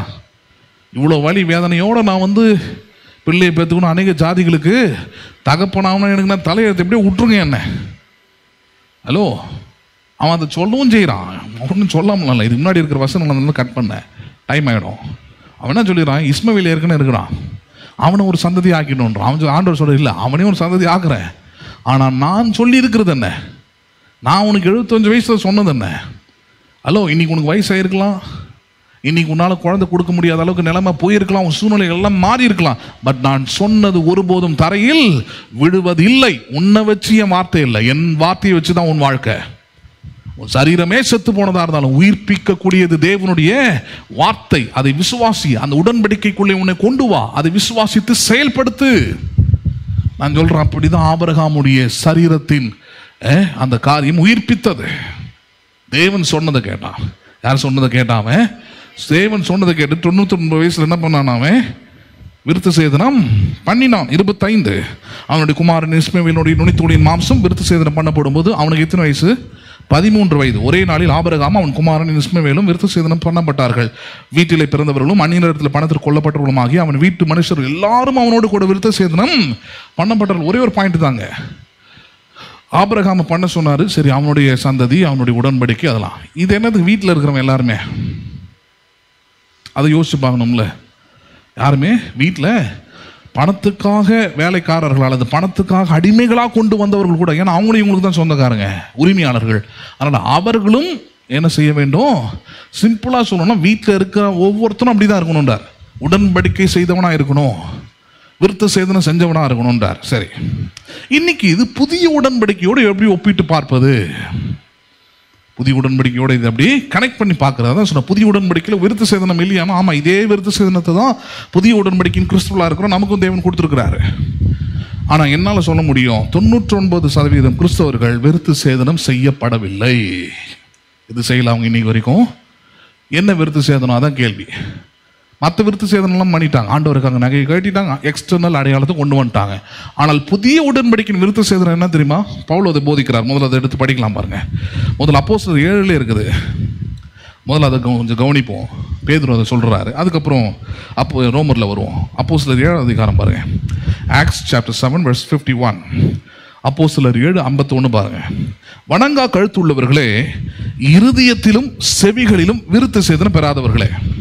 பாயிண்ட் வந்துருச்சா? இப்போ விருத்த சேதனம் எங்கே இருக்குது? புதிய உடன்படிக்கையில் பேதுரு எழும்பி பிரசங்கம் பண்ணுறாரு. அவங்கெல்லாம் அந்த காலத்தில் அவர்களெல்லாம் விருத்த சேதனம் செய்து இருக்கிறார்கள். பேதுரு பிரசங்கம் பண்ணும் போது எழுத்தின் பிரகாரம் நுனித்தோலை அகற்றி விருத்த சேதனம் செஞ்ச ஆட்கள் மத்தியில் போயிட்டு பேதுரு பேசுறாரு. எப்பா, விருத்த சேதனம் செய்யவில்லை நின்றார். எது செய்யவில்லை நீங்கள்? அவங்க எல்லாருக்கும் பக்குன்னு இருக்கும். ஏன் அப்படின்னா, விருத்த சேதனத்தை பிறந்து 8வது நாள்லேயே செய்வாங்க. விருத்த சேதனத்தை எப்போ செய்கிறாங்க? ஏன்னா ஆண்டவர் கொடுத்த கட்டளை அது. ஒரு குழந்தை, ஆண் குழந்தை பிறகுதுன்னா அது 8வது நாளில் விருத்த சேதனம் செய்யப்பட வேண்டும். யோவான் ஸ்நானகனுக்கு அப்படிதான் செய்யப்பட்டது, இயேசுவுக்கும் அப்படிதான் செய்யப்பட்டது. யாருக்கும் அப்படிதான் செய்யப்பட்டது? வேதத்தை படிங்க. இயேசுவுக்கும் பிறந்த 8வது நாளிலே அவருக்கு விருத்த சேதனம் அது தாய் தாங்க முன்னார் கொண்டு போய் செஞ்சுட்டாங்க. சரி, அப்படிதான் யூத மக்கள் முழுமைக்கும் அப்படிதான் இருக்கிறாங்க. இப்போ அந்த யூதர்கள் மத்தியில் தான் நின்று கொண்டு பேதுரு பேசுறாரு. என்ன பேசுறாரு? நீங்களால் விருத்த சேதனம் செய்யவில்லை என்றார். அவனுங்க என்ன நினைக்கிறாங்க? அப்பா சொல்லி இருக்கிற மாதிரி நாங்கள் செஞ்சு 8வது நாளே செஞ்சிட்டோம். நாங்கள் 8வது நாளே செஞ்சிட்டோம். இப்போ இதில் கவனிக்கணும். It is a faith. Faith எப்படி? உள்ளத்தில், இருதயத்தில் ஆரம்பிக்கிற விஷயம். அதே போல அதுவும் சர்க்கம்சேஷனும். It cannot be shown to the public. விருத்த சேதனம் செஞ்சுட்டு என்ன பண்ண முடியாது? கொண்டு வந்து பப்ளிக் கிட்ட காட்டவும் முடியாது. அப்போ என்ன பண்ணுறது? ஃபெய்த் உள்ளே இருக்குது. அப்போ வெளியே கிரியை வரணும். அதை தான் இங்கே பேசுகிறாரு. என்ன சொல்கிறாரு? மாம்சத்தின் நுனித்தோலை அகற்றிட்டீங்க. ஆனால் உண்மையான விருத்த சேதனம் என்ன தெரியுமா? ஆபிரகாம் செஞ்சார். அது என்னது? அது தேவன் சொன்னபடி. யார் சொன்னபடி? தேவன் சொன்னபடி தன்னுடைய இருதயத்தையும் தன் செவியையும் அவன் விருத்த சேதனம் பண்ணினான். எதை பண்ணினான்? அவன் 99 வயசுல அவன் இருதயம் விசுவாசிக்குது. 99 வயசுல அவன் காது கேட்குது தேவன் சொன்னதை. யார் சொன்னதை? அவன் சரீரத்துக்கு முற்றிலும் எதிரான ஒரு காரியத்தை தேவன் சொல்றாரு. அவனுடைய வாழ்க்கையில தேவனை நம்பி 24 வருஷம் பார்க்காத ஒரு காரியத்தை தேவன் சொல்றாரு. But still he have faith and done it. ஆனால் 99 வயதிலும் சரீரம் செத்தவன் என்று எண்ணப்படும் நேரத்திலும் தேவன் சொன்ன அந்த காரியத்தை அவன் செவிகளிலே கேட்டான், இருதயத்திலே விசுவாசித்தான். இது மறந்துட்டாங்க. இப்போ எல்லா கிறிஸ்தவர்களுக்கும் இருக்கிற பிரச்சனை தான் இன்னைக்கு. அதான் சொன்னேன், இன்னைக்கு இருக்கிற கிறிஸ்தவர்களில் 90% கூட வச்சுக்கோமே, அப்ராக்சிமேட்டாக சொல்கிறேன். எதை வச்சு சொல்கிறீங்கன்னு கேட்குறீங்க நீங்கள்.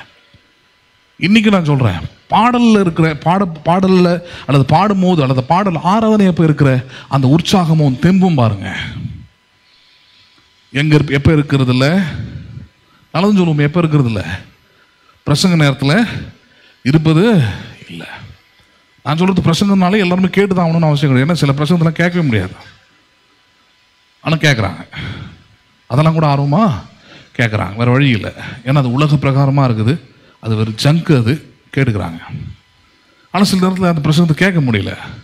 ஆனால் சரியாய் வசனத்தை வைத்து பிரசங்கம் பண்ணுற பிரசங்கத்தை ஜனங்கள் என்ன பண்ணுறதில்ல, கேட்குறதே இல்லை. they first deny that word.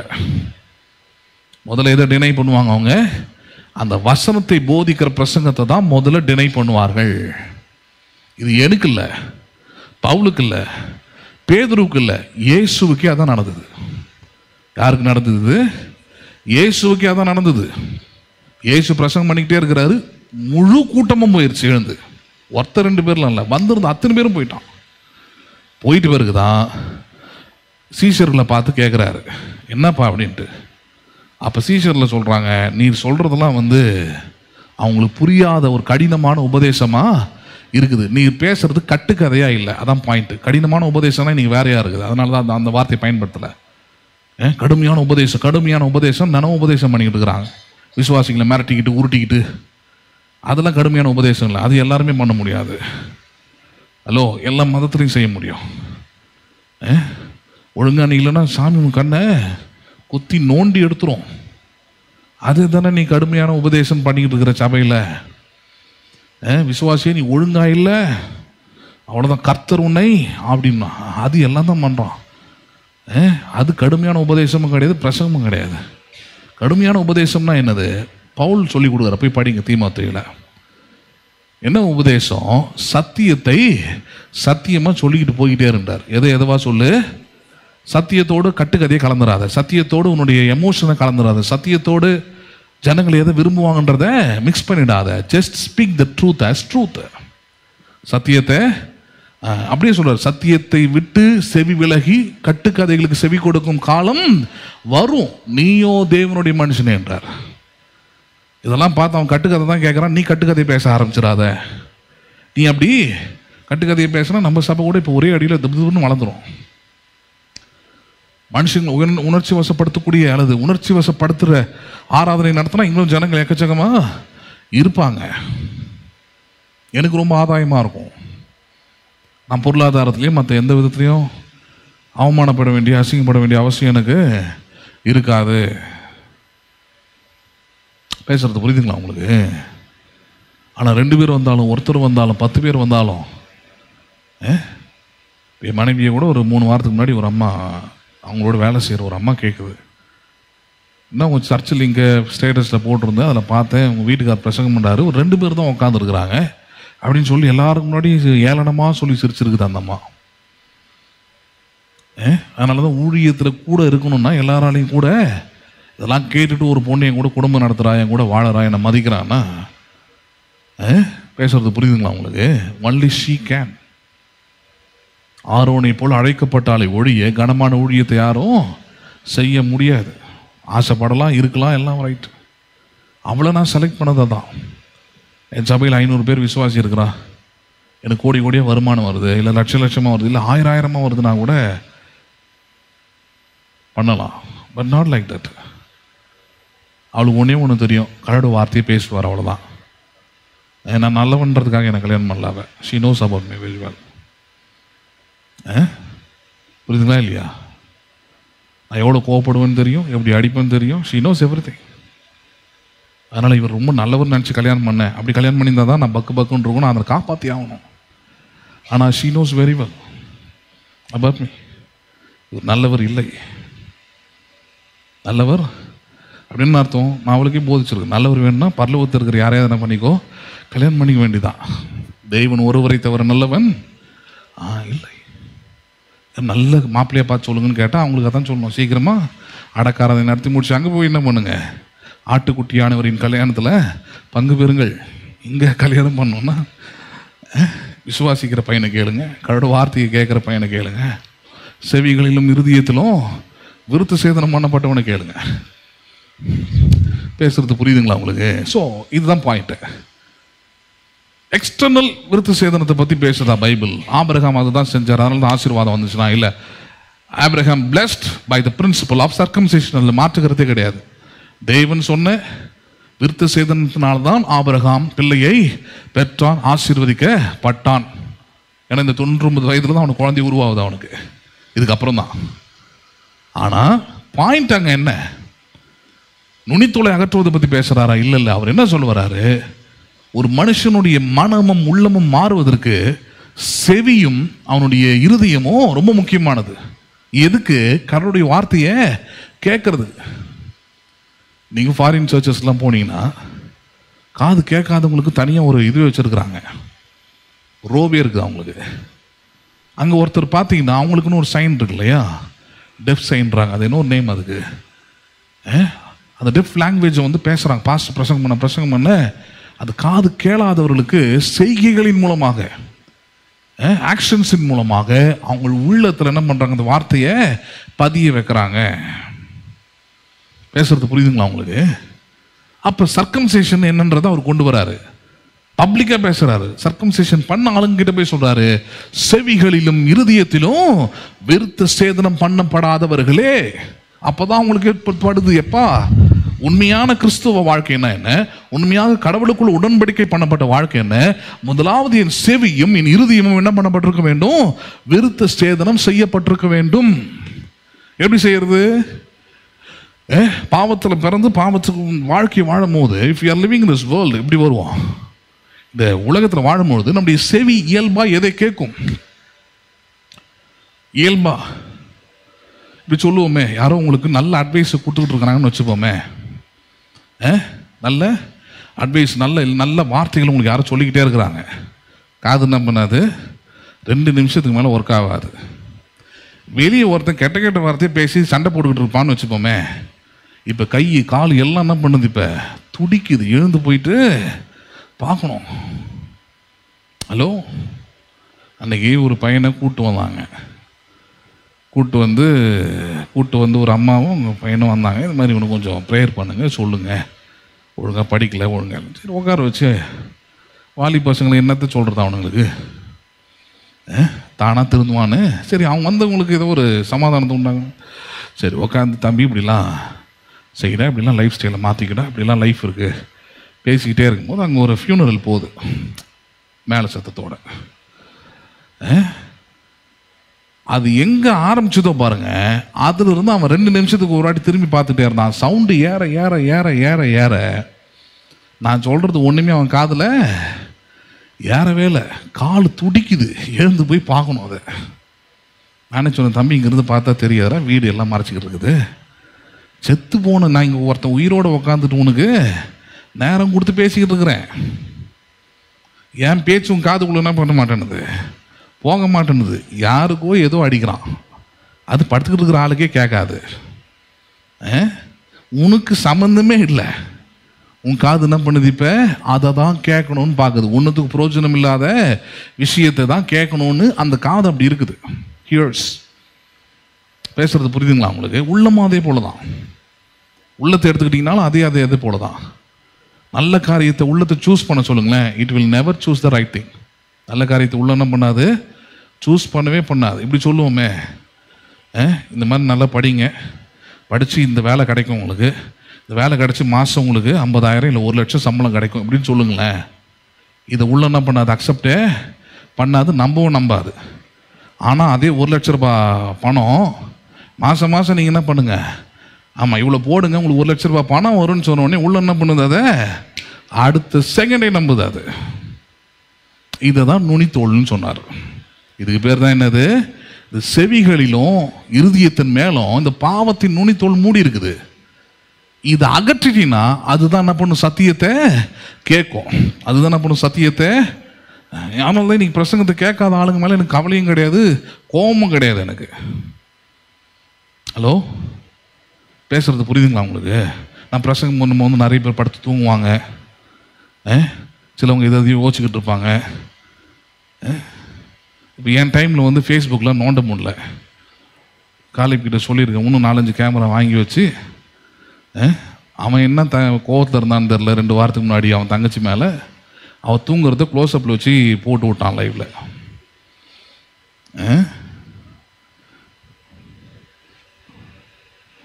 கீழே போகிறேன்னு சொல்கிறாங்க, ஏப்பா ரூத்து தூங்காதன்னு சொல்கிறான், அவன் க்ளோஸ்அப்பில் மூஞ்சி வச்சு தூங்குறத லைவ் பண்ணி விட்டான்பா அவன். அது என்ன கேட்குறாங்கன்னா, நீ தூங்குறன்னு சொன்னால் கூட அவள் தூங்கிட்டு இருக்கிறாளே,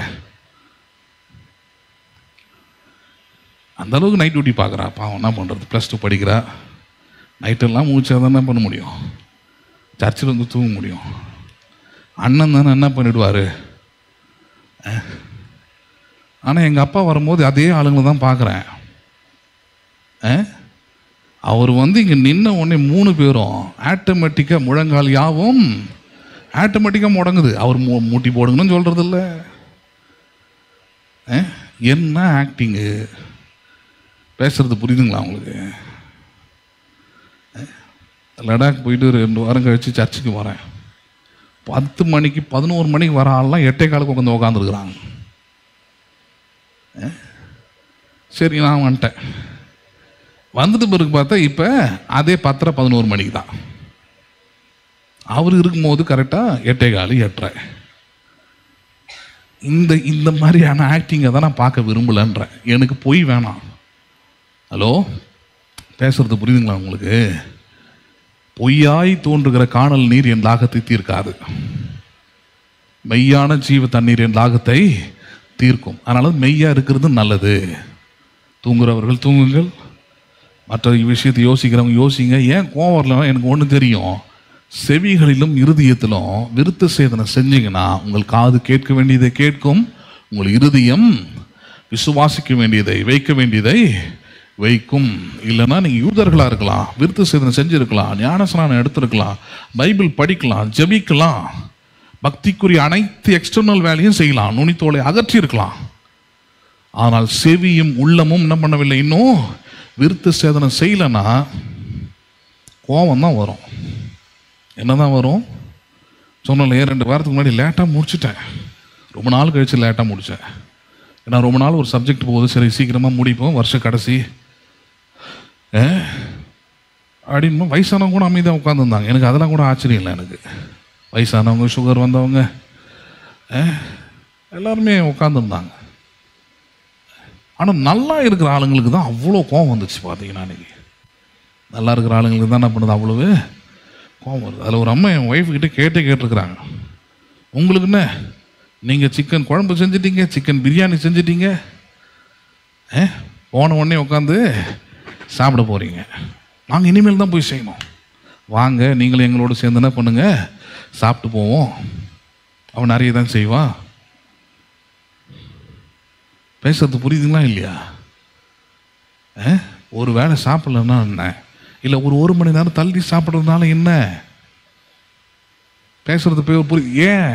ஏன்னா ஒன்னே ஒன்று தான், செவிகளிலும் இருதயத்தில் விருத்த சேதனம் செய்யலைன்னா அந்த லைனில் அவரே போடுறாரு. என்னன்னு பாருங்க, என்ன பாயிண்ட்டு, வணங்கா கழுத்து உள்ளவர்களே. என்ன கழுத்து உள்ளவர்களே? இந்த வணங்கா கழுத்து தான் பாயிண்ட்டு. கீழ்ப்படியாமை. என்ன படியாமை? அது என் செவிகள் தேவனோட வார்த்தையை கேட்கறதுக்கு அது கீழ்ப்படுகிறது இல்லை, வணங்கி கொடுப்பதில்லை. என்ன கொடுப்பதில்லை? அது சினிமா பாட்டு கேட்கறதுக்கு வணங்கி கொடுக்குது. பேசுறது புரியுதுங்களா உங்களுக்கு? ஊர்கதை கேட்கும் போது வணங்கி கொடுக்குது. பிரசங்கத்தில் அப்படி இப்படின்னு சொல்கிற ஆளுங்களா யார் பற்றியாவது பேசும்போது பார்த்தீங்கன்னா அவ்வளோ கவனமாக இருக்கிறாங்க. யாரை பற்றியா இருக்கும் இது? அந்த டைமில் கிரைம் பிரான்ச் இன்ஸ்பெக்டர் மாதிரி மாறிடுறாங்க. இவராக இருக்குமோ அவராக இருக்குமோ, ஓடுது மைண்டு, கடன்னு ஓடுது. ஆனால் வசனத்தை கொஞ்சம் கேட்போம், அப்படி பாயிண்ட்டுக்குள்ளே வந்தா அப்படின்ற மாதிரி மாறுது இல்லையா? That is called. அதுதான் இங்கே சொல்றாரு, வணங்கா கழுத்து உள்ளவர்களே, செவிகளிலும் இருதயத்திலும் விருத்த சேதனம் செய்யாத பெறாதவர்களே. அங்க அடுத்து சொல்றாரு பாருங்க, உங்கள் பிதாக்களை போல நீங்களும் பரிசுத்த ஆவிக்கு எப்பொழுதும் என்ன பண்ணுகிறீர்கள். That is the point. என் செவியும் என் இருதயமும் தேவனுடைய வார்த்தைக்கு கீழ்ப்படியவில்லை என்றால், உடன்பட்டு போகவில்லை என்றால், வணங்கி கொடுக்கவில்லை என்றால், எதிர்த்து நிற்கிறது என்றால், என் பிதாக்களை போல நான் யாருக்கு எதிராக நிற்கிறேன்? யாருக்கு எதிராக நிற்கிறேன்? அதனால தான் நான் கண்டுக்கிறது இல்லை. ஹலோ, புரியுதுங்களா இல்லையா? நிறைய வேலை இருக்குது. அது ஏற்கனவே ஒரு பிரசங்கத்தை ரெடி பண்ணணும்னா அதுக்கு ஏற்ற ஒரு சூழ்நிலை இருக்கணும், அதுக்கேற்ற மனம் இருக்கணும், அதுக்கேற்ற எண்ணங்கள் இருக்கணும். எல்லாமே அதில் அடங்கியிருக்குது. சும்மா ஒன்றும் ஒரு பிரசங்கம் வந்துடாது. நான் ஒன்று எழுதி எடுத்துகிட்டு வந்து அப்படியே மனப்பாடம் ஒன்றும் பண்ணி ஒன்றும் படிக்கல. ஆவியானவர் பேசணுன்னா I have to work out. அதனால தான் சில நேரத்தில் முடியலன்னா விட்டுறது, பேருக்குன்னு வச்சு நடத்துறது இல்லை. பண்ணால் நல்லா பண்ணணும், இல்லை பண்ண கூடாது, அந்த கொள்கை உள்ளவன் நான். அப்போ அதுக்குன்னு ஒரு பெரிய முயற்சி எடுத்துகிட்டு வந்து தான் இங்கே பிரசங்கம் பண்ணிக்கிட்டு இருக்கிறேன். எத்தனை பேர் கேட்குறாங்களா, வந்தவங்களாம் கேட்டாங்களா இல்லையா? எனக்கு அது ப்ராப்ளமே இல்லை. ஏன்னா எனக்கு கொடுத்துருக்குற வேலை என்ன, நிலத்தை கொடுத்துட்டேன், விதைய போட்டுக்கிட்டே இரு. விளைய வைக்கிறவர் தேவன். நல்ல நிலமாக இருந்தால் அது 30, 60, 100 கொடுக்கும். முள்ளுள்ள நிலமாக இருந்தால், கற்பாறையாக இருந்தால், எல்லாமே எதை குறிக்கிறது? வசனத்தை கேட்கிற இருதயங்களை குறிக்கிறது. வாழ்க்கை காமிச்சிரும் இந்த வார்த்தை. இந்த வாழ்க்கை நீ போதித்த வசனங்களை, நீ போதித்த சத்தியங்களை சரியா உள்வாங்கி இருக்குது. 30, 60, 100 பலன் கொடுக்கும். முள்ளுள்ள இருதயம், கல்லுள்ள இருதயம், இதெல்லாம் என்ன பண்ணாது? நெருக்கி போடும் இருக்குது. பிசாசாவில் எடுத்து போடுவான் இருக்குது. பேசுறது புரியுதுங்களா உங்களுக்கு? பலன் கொடுக்காமல் போகும் இருக்கிறது. அப்ப விஷயம் வந்து அதுதான். உங்கள் பிதாக்களை போல யாருக்கு எதிர்த்து நிற்கிறீர்கள்? நீங்கள் பரிசுத்த ஆவிக்கு எதிர்த்து வேற நிற்கிறீங்க. நீங்க கேட்காம இருக்கிறது ஒரு தப்புனா, ஸ்டாண்டிங் அகெயின்ஸ்ட் ஆஃப் இட். இவ்வளவு நேரம் பேசணுமா, இந்த வார்த்தைகளை பேசணுமா, இந்த சத்தியம் தேவையா எங்களுக்கு, இந்த மாதிரிலாம் இவங்க சூஸ் பண்ணுவாங்க. they will choose it something else. Pavul அதை சொல்றாரு, தங்களுடைய இச்சைக்கேற்ற திரளான போதகர்களை தங்களுக்கு சேர்த்து கொள்வார்கள்ன்றார். யாரை சேர்த்து கொள்வார்களா? அவங்களுக்கு கேட்கறதுக்கு எது இனிமையாக இருக்கிறதோ அல்லது பேசுறதுக்கு இனிமையாக இருக்கிறதோ அப்படிப்பட்ட போதகர்களை இவங்க சூஸ் பண்ணுறாங்க. Just think about like this. உங்கள் பிள்ளைங்க வந்து நான் நல்ல அம்மா அப்பாவை சூஸ் பண்ண போகிறேன்னு சொன்னால் உங்களுக்கு எப்படி இருக்கும்? இன்றைக்கி இருக்கிற பிள்ளைங்களாம் பேசுகிறாங்க. அதை இன்றைக்கி இருக்கிற பிள்ளைங்களாம் ஆமாம். ஒரு நாள் நைட்டு என் மனைவி ரொம்ப அப்செட் ஆகிட்டா. என் பொண்ணு நேராக வந்தா, என்னன்னு கேட்டால் படிக்க சொல்லி என்ன அடிச்சிட்டா அப்படின்னு சொல்லிக்கிட்டு இருந்தா என் பொண்ணு. நான் சொன்னேன், அம்மானா அப்படி தாண்டி, படிக்க சொல்லுவாங்க, படிக்கலைன்னா அடிப்பாங்க, சாப்பிட்லன்னா கேள்வி கேட்பாங்க. அவள் திடீர்னு சொன்னாங்க, இங்கே பாருங்க, இந்த அம்மா வேணாம், இந்த அம்மா வேணாம், இந்த அம்மா எனக்கு பிடிக்கல, ஒல்லியா வெள்ளையா ஹைட்டாக இருக்கிற அம்மாவை கூட்டுவானுது அப்படியே சொன்னிச்சு. எனக்கு அப்படியே தூக்கி வாரி போட்டுருச்சு. வேற அம்மா வேணும்னு கேட்டிருந்தா கூட சரி, ஏதோ குழந்தை தெரியாமல் பேசுதுன்னு சொல்லலாம். கான்ட்ராஸ்டாக பேசுது. எதை சொன்னால் அவளுக்கு கோபம் வருமோ, எதை சொன்னால் அவளுக்கு அன்றைக்கி நைட்டு ஃபுல்லாக ஒப்பாரியாக. நான் சொன்னேன், அமைதியாக இருக்கியா, அவள் குழந்தை அவளுக்கு தெரியல, அவள் ஏதோ பேசணுன்னு பேசிக்கிட்டு இருக்கிற. ஒரு 10 நிமிஷத்தில் அப்புறம் அவளை நான் திட்ட ஆரம்பிச்சிட்டேன். உடனே பார்த்தீங்கன்னா அடுத்த 5வது நிமிஷத்தில் அங்கேருந்து ஓடி வருது, எங்கள் அம்மாவை திட்டாத, எங்கள் அம்மாவை. அதான் சொன்னேன், 10 நிமிஷத்துக்கு முன்னாடி தான் வேறு அம்மாவை கேட்டேன். பேசுறது புரியுதுங்களா உங்களுக்கு? குழந்தைங்க அது ரைட்டு, குழந்தைங்களுக்குள்ள அந்த புத்தியினும் இருக்குது. இந்த காலத்து குழந்தைங்க அதெல்லாம் யோசிக்கிறது. நான்லாம் இன்னைக்கு வரைக்கும் வேறு அம்மாவை யோசிச்சதே கிடையாது. எங்கள் அம்மா மட்டும்தான் எனக்கு எங்கள் அம்மா. ஆனால் இது கொஞ்சம் அதுதான் சொல்கிறேன். If a child சூசஸ் a parent, எப்படி அது சரியானது இல்லை, மோசமானது, அது நடைமுறை வாழ்க்கைக்கும் ஏற்றது, சட்ட பிரகாரமாகவும் அது முறையானது இல்லையோ, அதே போல தான் விசுவாசி சபையை சூஸ் பண்ணலாம். எதை சூஸ் பண்ணலாம்? நீங்கள் you can choose your right church. எப்படி என் சோலுக்கு எது கரெக்டாக இருக்கும், நான் விசுவாசிப்பதற்கு, நான் நம்புவதற்கு, ஆவியானவரை என்னை வழி நடத்துவதற்கு எந்த சபை சரியாக இருக்கும் அப்படின்னு நீங்கள் சூஸ் பண்ணுறது ரைட்டு. ஆனால் பாஸ்டர் வச்சு சூஸ் பண்ணுறீங்க பார்த்தீங்களா? யாரை வச்சு சூஸ் பண்ணுறீங்க நீங்கள்? You choose with the pastor, அவர் and is identity and is physical attraction. அப்படின்னா அவருக்கு இருக்கிற அடையாளம், அவருக்கு இருக்கிற சில காரியங்களை வச்சு பேசுறது. இன்னைக்கு கூட ஒரு அம்மா, எங்கள் அம்மா வெளியே துணி காய போட்டுக்கிட்டு இருந்தாங்க. அப்போ ஒரு அம்மா வருது, அந்த அம்மா முன்ன சர்ச்சுக்கு ஒரு 2 வாரம் வந்துருச்சிங்க. அப்போ எங்கள் அம்மா கேட்டாங்கன்னா, அம்மா இப்போலாம் வரதில்லை, உங்களை இப்போ தான் பார்க்குறேன் அப்படின்னு கேட்டால், அந்த அம்மா சொல்லுது பாருங்கள், ஆமாம் உங்கள் சர்ச்சில் நீங்களாம் என்ன உதவி செய்கிறீங்க? நான் போகிற சர்ச்சில் எங்கள் பாஸ்டர் எங்களுக்கு மளிகை ஜாமான் வாங்கி தராரு, 3 மாதத்துக்கு ஒரு வாட்டி ட்ரெஸ் வாங்கி கொடுக்குறாரு. நான் தான் சொன்னேன், நம்ம ஸ்டேஷ்னரிலாம் இதை வச்சு நடத்தலை, அதனால் நம்ம அதெல்லாம் செய்ய முடியாது. எனக்கு இப்படி ஒரு ஆள் எனக்கு தேவையும் கிடையாது. இப்போ கொஞ்சம் யோசிப்போம், அதெல்லாம் செய்கிறோன்னு வச்சுப்போமே, கேட்குறதுக்கு நல்லாயிருக்கும். ஏழைகளுக்கு உதவி செய்தார்கள், ஆச்சு போச்சு. இப்போ அந்த அம்மா வந்து இங்கே உட்காந்துருக்குது, அந்த அம்மா மைண்டு ஃபுல்லாக என்ன ஓடும்? இப்போ கொஞ்சம் யோசிப்போம். அரிசி பருப்பு, அப்புறம் அவங்க மேலே எனக்கு வெறுப்பு தான் வரும். இதெல்லாம் ஒரு விசுவாசியாக இதுக்கு உட்காந்துக்கிட்டு நான் இந்த பிரசங்கம் பண்ண முடியாது, இதை பண்ண முடியாது, வேறு ஏதாவது பண்ணிக்கிட்டு இருக்கலாம். ஆவியில் நிறைவோம், குதிப்போம், சிங்காசனத்தை ஆட்டுவோம், கத்துவோம், அல்லேலூயா சொல்லுவோம். அதை தான் பண்ணணும். அதுக்கு பண்ணுறதுக்கு அமைதியை மூடி வச்சுட்டு வண்டி இருக்குது, எடுத்துக்கிட்டு எங்கேயாவது ரைடு கிளம்பி போய்கிட்டே இருக்கலாம். இதை பண்ணால் இதை பேசணும். எதை பேசணும்? செவிகளிலும் இருதயத்திலும் விருத்து. ஒரு விசுவாசியாக ஆயிட்ட நீ கடவுளுக்குள்ளே வந்துட்டீங்கன்னா, நீ முதல்ல உனக்கு சொல்லி செய்ய வேண்டியது என்ன? முதலாவது, நான் தேவனுடைய வசனத்தை கேட்கிற செவிகளும் தேவனுடைய வார்த்தைக்கு கீழ்ப்படுகிற உள்ளமும் இறுதியும் உள்ளவனாக மாறுவேன். அதான் பிரின்சிபல். அதை செஞ்சினாதான் ஆபிரகாம் செஞ்சதை நீ செய்கிற.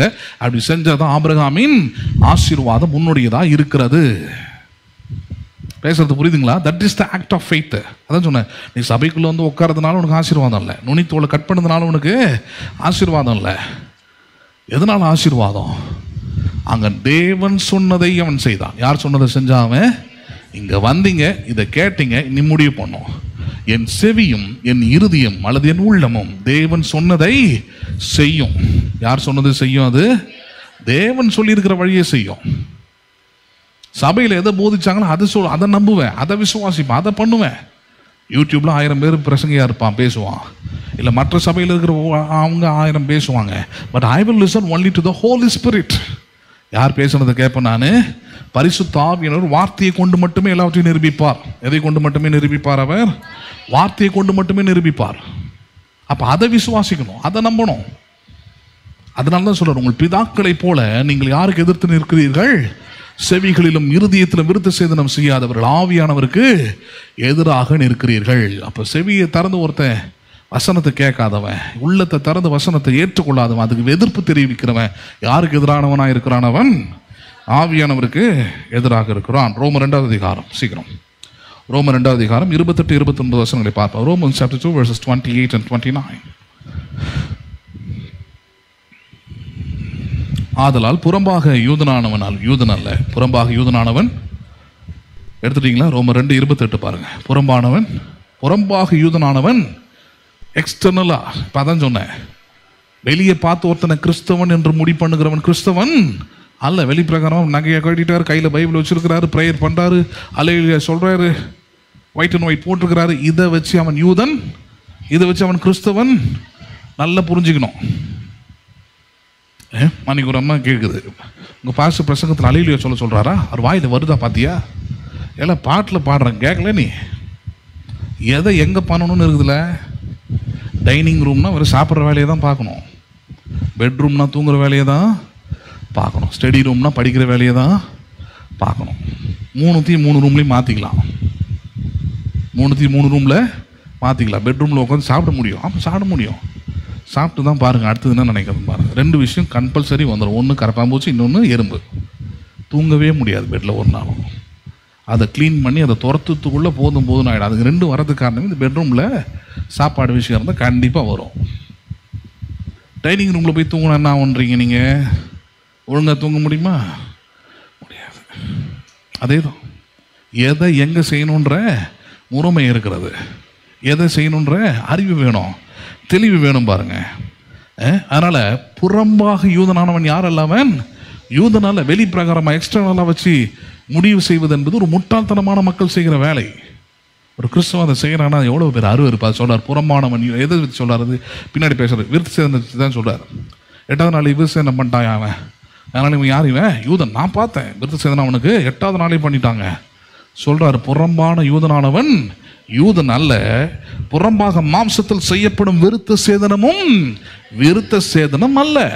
கிறிஸ்தவர்களுக்காக தான் பேசுகிறார். அதை புறம்பாக இதை மாற்றிட்டான், அதை மாற்றிட்டான், ஒயிட் அண்ட் ஒயிட் போட ஆரம்பிச்சிட்டார், அதை மாற்றிட்டார், இதை மாற்றிட்டார், முக்காடு போட்டார், அதனால் அவன் யார் கிடையாது? அவன் கிறிஸ்தவன் அல்ல. அப்போ கிறிஸ்தவன் யார்? 29 உள்ளத்திலே யூதனானவனே யூதன்.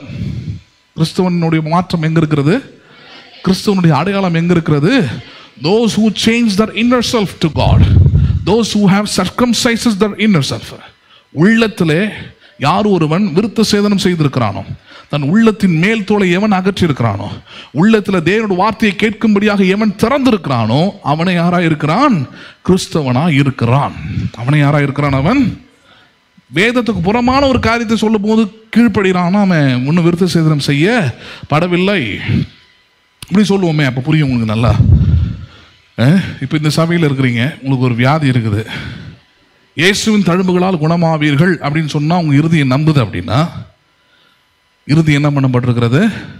விருத்த சேதனம் செய்யப்பட்டிருக்கிறது. சரி, ஒரு சிஎஸ்சிக்கு போகிற ஒரு ஆளை கொண்டாந்து வைப்போம், அவங்கள தான் வம்பு இழுக்க முடியும்.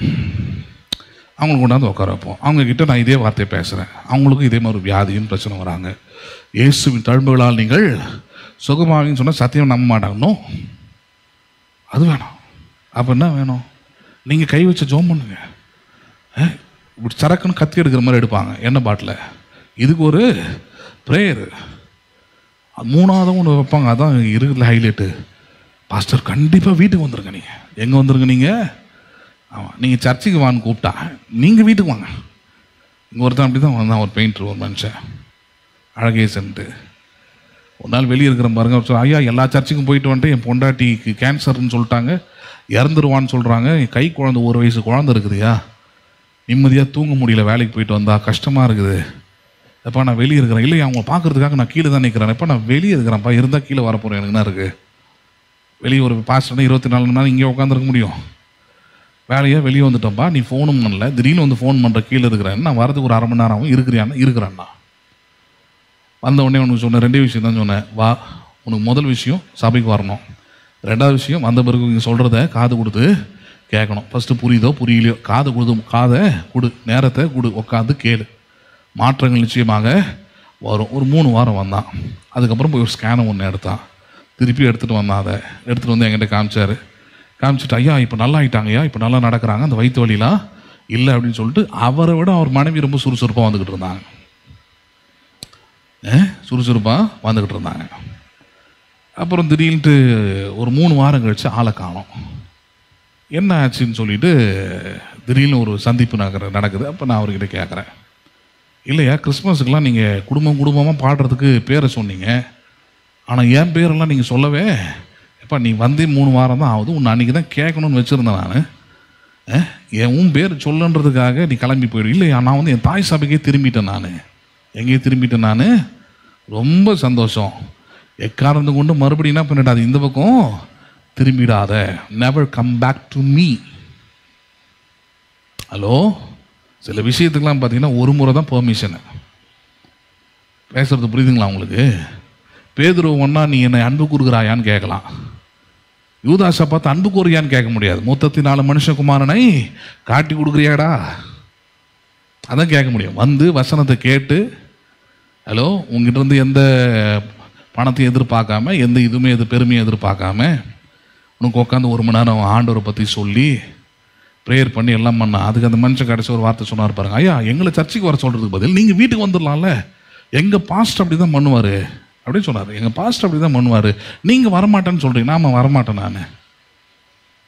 நான் வர முடியாது, எப்போ வரணுமோ அப்போ வரேன், எல்லாத்துக்கும் வந்துன்னு உட்காந்துருக்கேன், அது எனக்கு அவசியம் இல்லை. நீங்கள் வந்தீங்கன்னா கடவுள் யாருன்னு தெரிஞ்சுக்கோ. உன்னால் முடியல அப்படின்ற பட்சத்தில் என்னை கூப்பிடு, என்ன வேலை வாங்கிட்டு உட்காந்துருக்காத, உன்னுடைய வேலையை சரியாக பாரு. ஒரு விசுவாசி ஆயிட்டியா, நீ கர்த்தரை தேடுறதுக்கு நீ தான் உன்னுடைய விசுவாசம் செய்யணும். பாஸ்டர் வந்து அங்கே உட்காந்து மட்டும் என்ன பண்ண போகிறேன், தண்ணியாக ஒரு பாலை கொடுப்பேன், ஒரு டீயை கொடுப்பேன், அப்புறம் அதை பழக்கமாக்குவேன், அப்புறம் திருப்பி வர சொல்லுவேன். இதனால் உன் வாழ்க்கையும் கெட்டு போவோம், வரவருடைய வேலையும் கெட்டு போவோம். என்னத்துக்கு அந்த வேலை? மற்றவங்க பண்ணுறாங்கன்றதுக்காக நான் பண்ண முடியாது. அது என் வேலையும் கிடையாது, அது என் ஊழியமும் கிடையாது. ஏன்னா புறம்பான அலங்காரம் அல்லது புறம்பான மாற்றம் அது யார் அல்லது உண்மையான யூதன் அல்ல. என்ன அல்லது?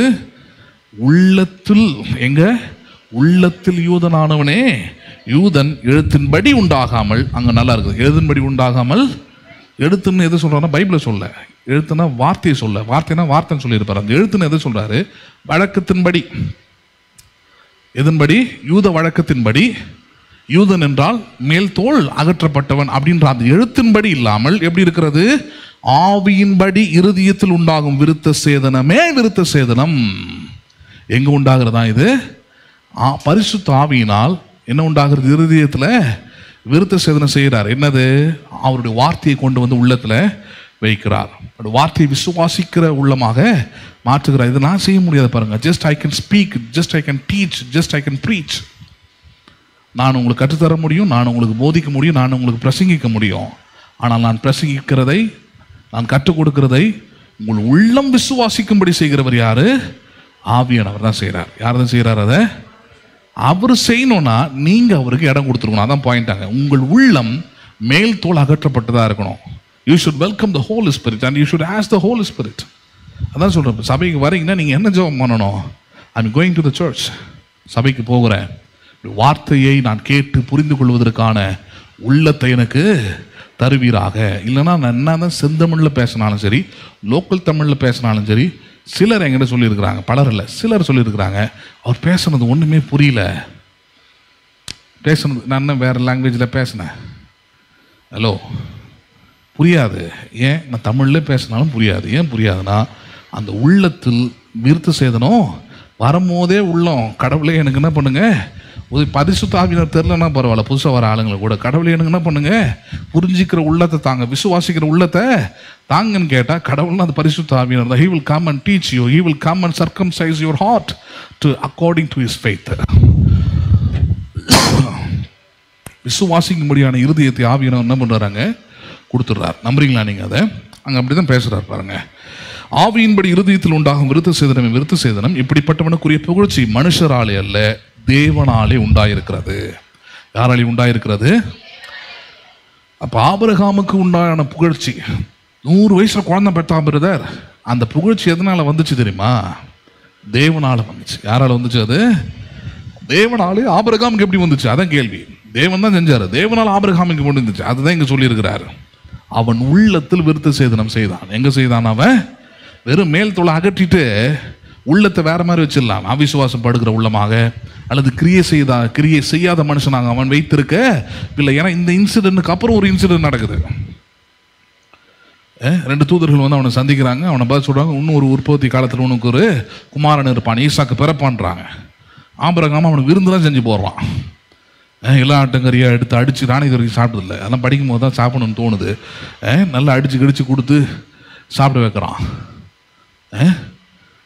சாப்பிட்டு சொல்கிறான், கண்டிப்பாக இன்னும் 1 வருஷத்தில் உற்பத்தி காலம் 10 மாதத்தில் ஒன்று குழந்தை இருக்குன்னு போயிடுறாங்க.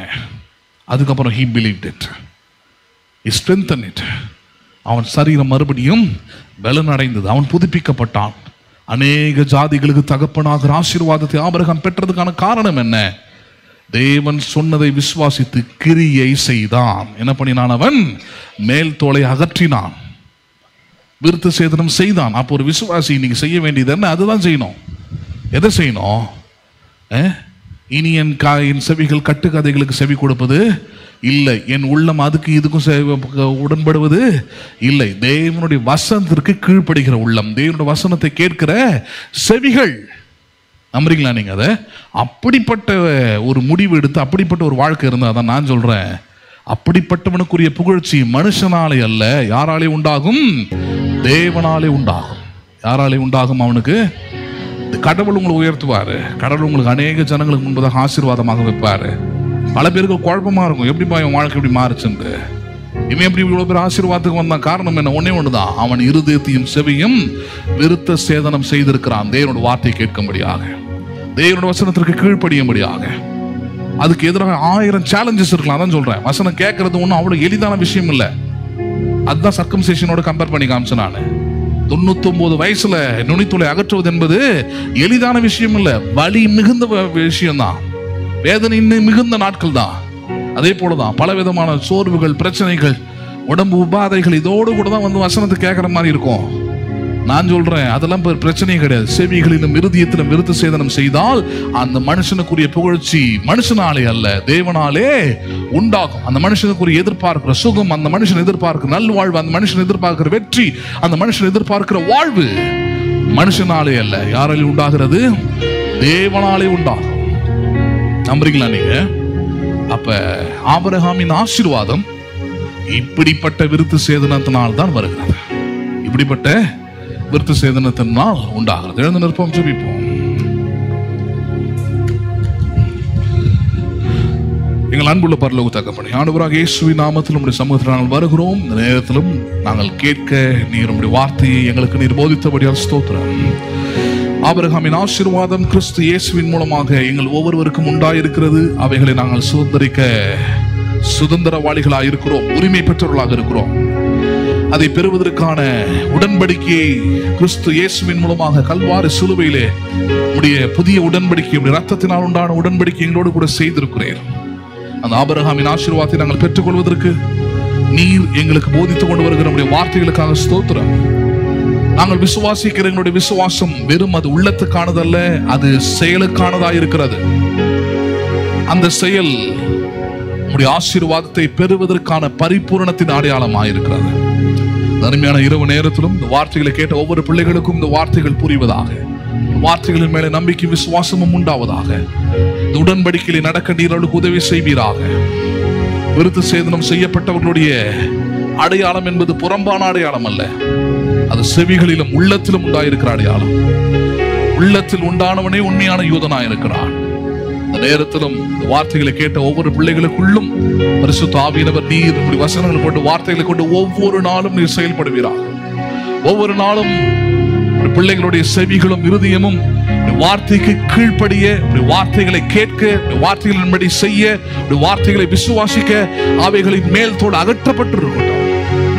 வார்த்தைகளை எடுத்துக்கொள்ளும்படியான தேவரீர் அப்படிப்பட்ட கீழ்ப்படிதல் உண்டாகட்டும். வணங்கா கழுத்துள்ள காரியங்கள் அகன்று போகட்டும். உலகத்தின் கிரியைகள் அகன்று போகட்டும், மேல் தோல் அகற்றப்படட்டும் ஆண்டவரே. Let your spirit come upon each and every one. ஆவி ஒவ்வொரு உள்ளத்திலும் அவருடைய தேவரீர் சரீரத்திலும் கிரியை செய்வதாக, வாழ்க்கைகள் மாற்றப்படுவதாக, விசுவாசத்தின் கிரியைகளை செய்யக்கூடிய அப்படிப்பட்ட விசுவாசிகளாய் கர்த்தர் இந்த சபை இந்த வார்த்தைகளை கேட்கிற ஒவ்வொருவரையும் மாற்றுவீராக. இந்த பார்க்கிற கேட்கிற ஒவ்வொரு ஜனங்களுக்காக ஜெபிக்கிறேன். சுகத்திற்காக வேண்டிக் கொள்கிறவர்களுக்கு கர்த்தர் நீரே பரிகாரியாக இருந்து அவர்களுக்கு நீர் உம்முடைய சுகத்தை அவர்களுக்காக வைப்பதற்காக நன்றி செலுத்துகிறோம். பலவிதமான கேள்விகளோடும் பலவிதமான விண்ணப்பங்களோடும் பலவிதமான ஜபங்களோடும் ஏறெடுக்கிற ஒவ்வொரு பிள்ளைகளுடைய ஜபங்களுக்கும் கர்த்தர் நீர் ஆம் என்றும் ஆமேன் என்றும் நீர் பதில் அனுப்புகிறபடியால் நன்றி செலுத்துகிறோம்.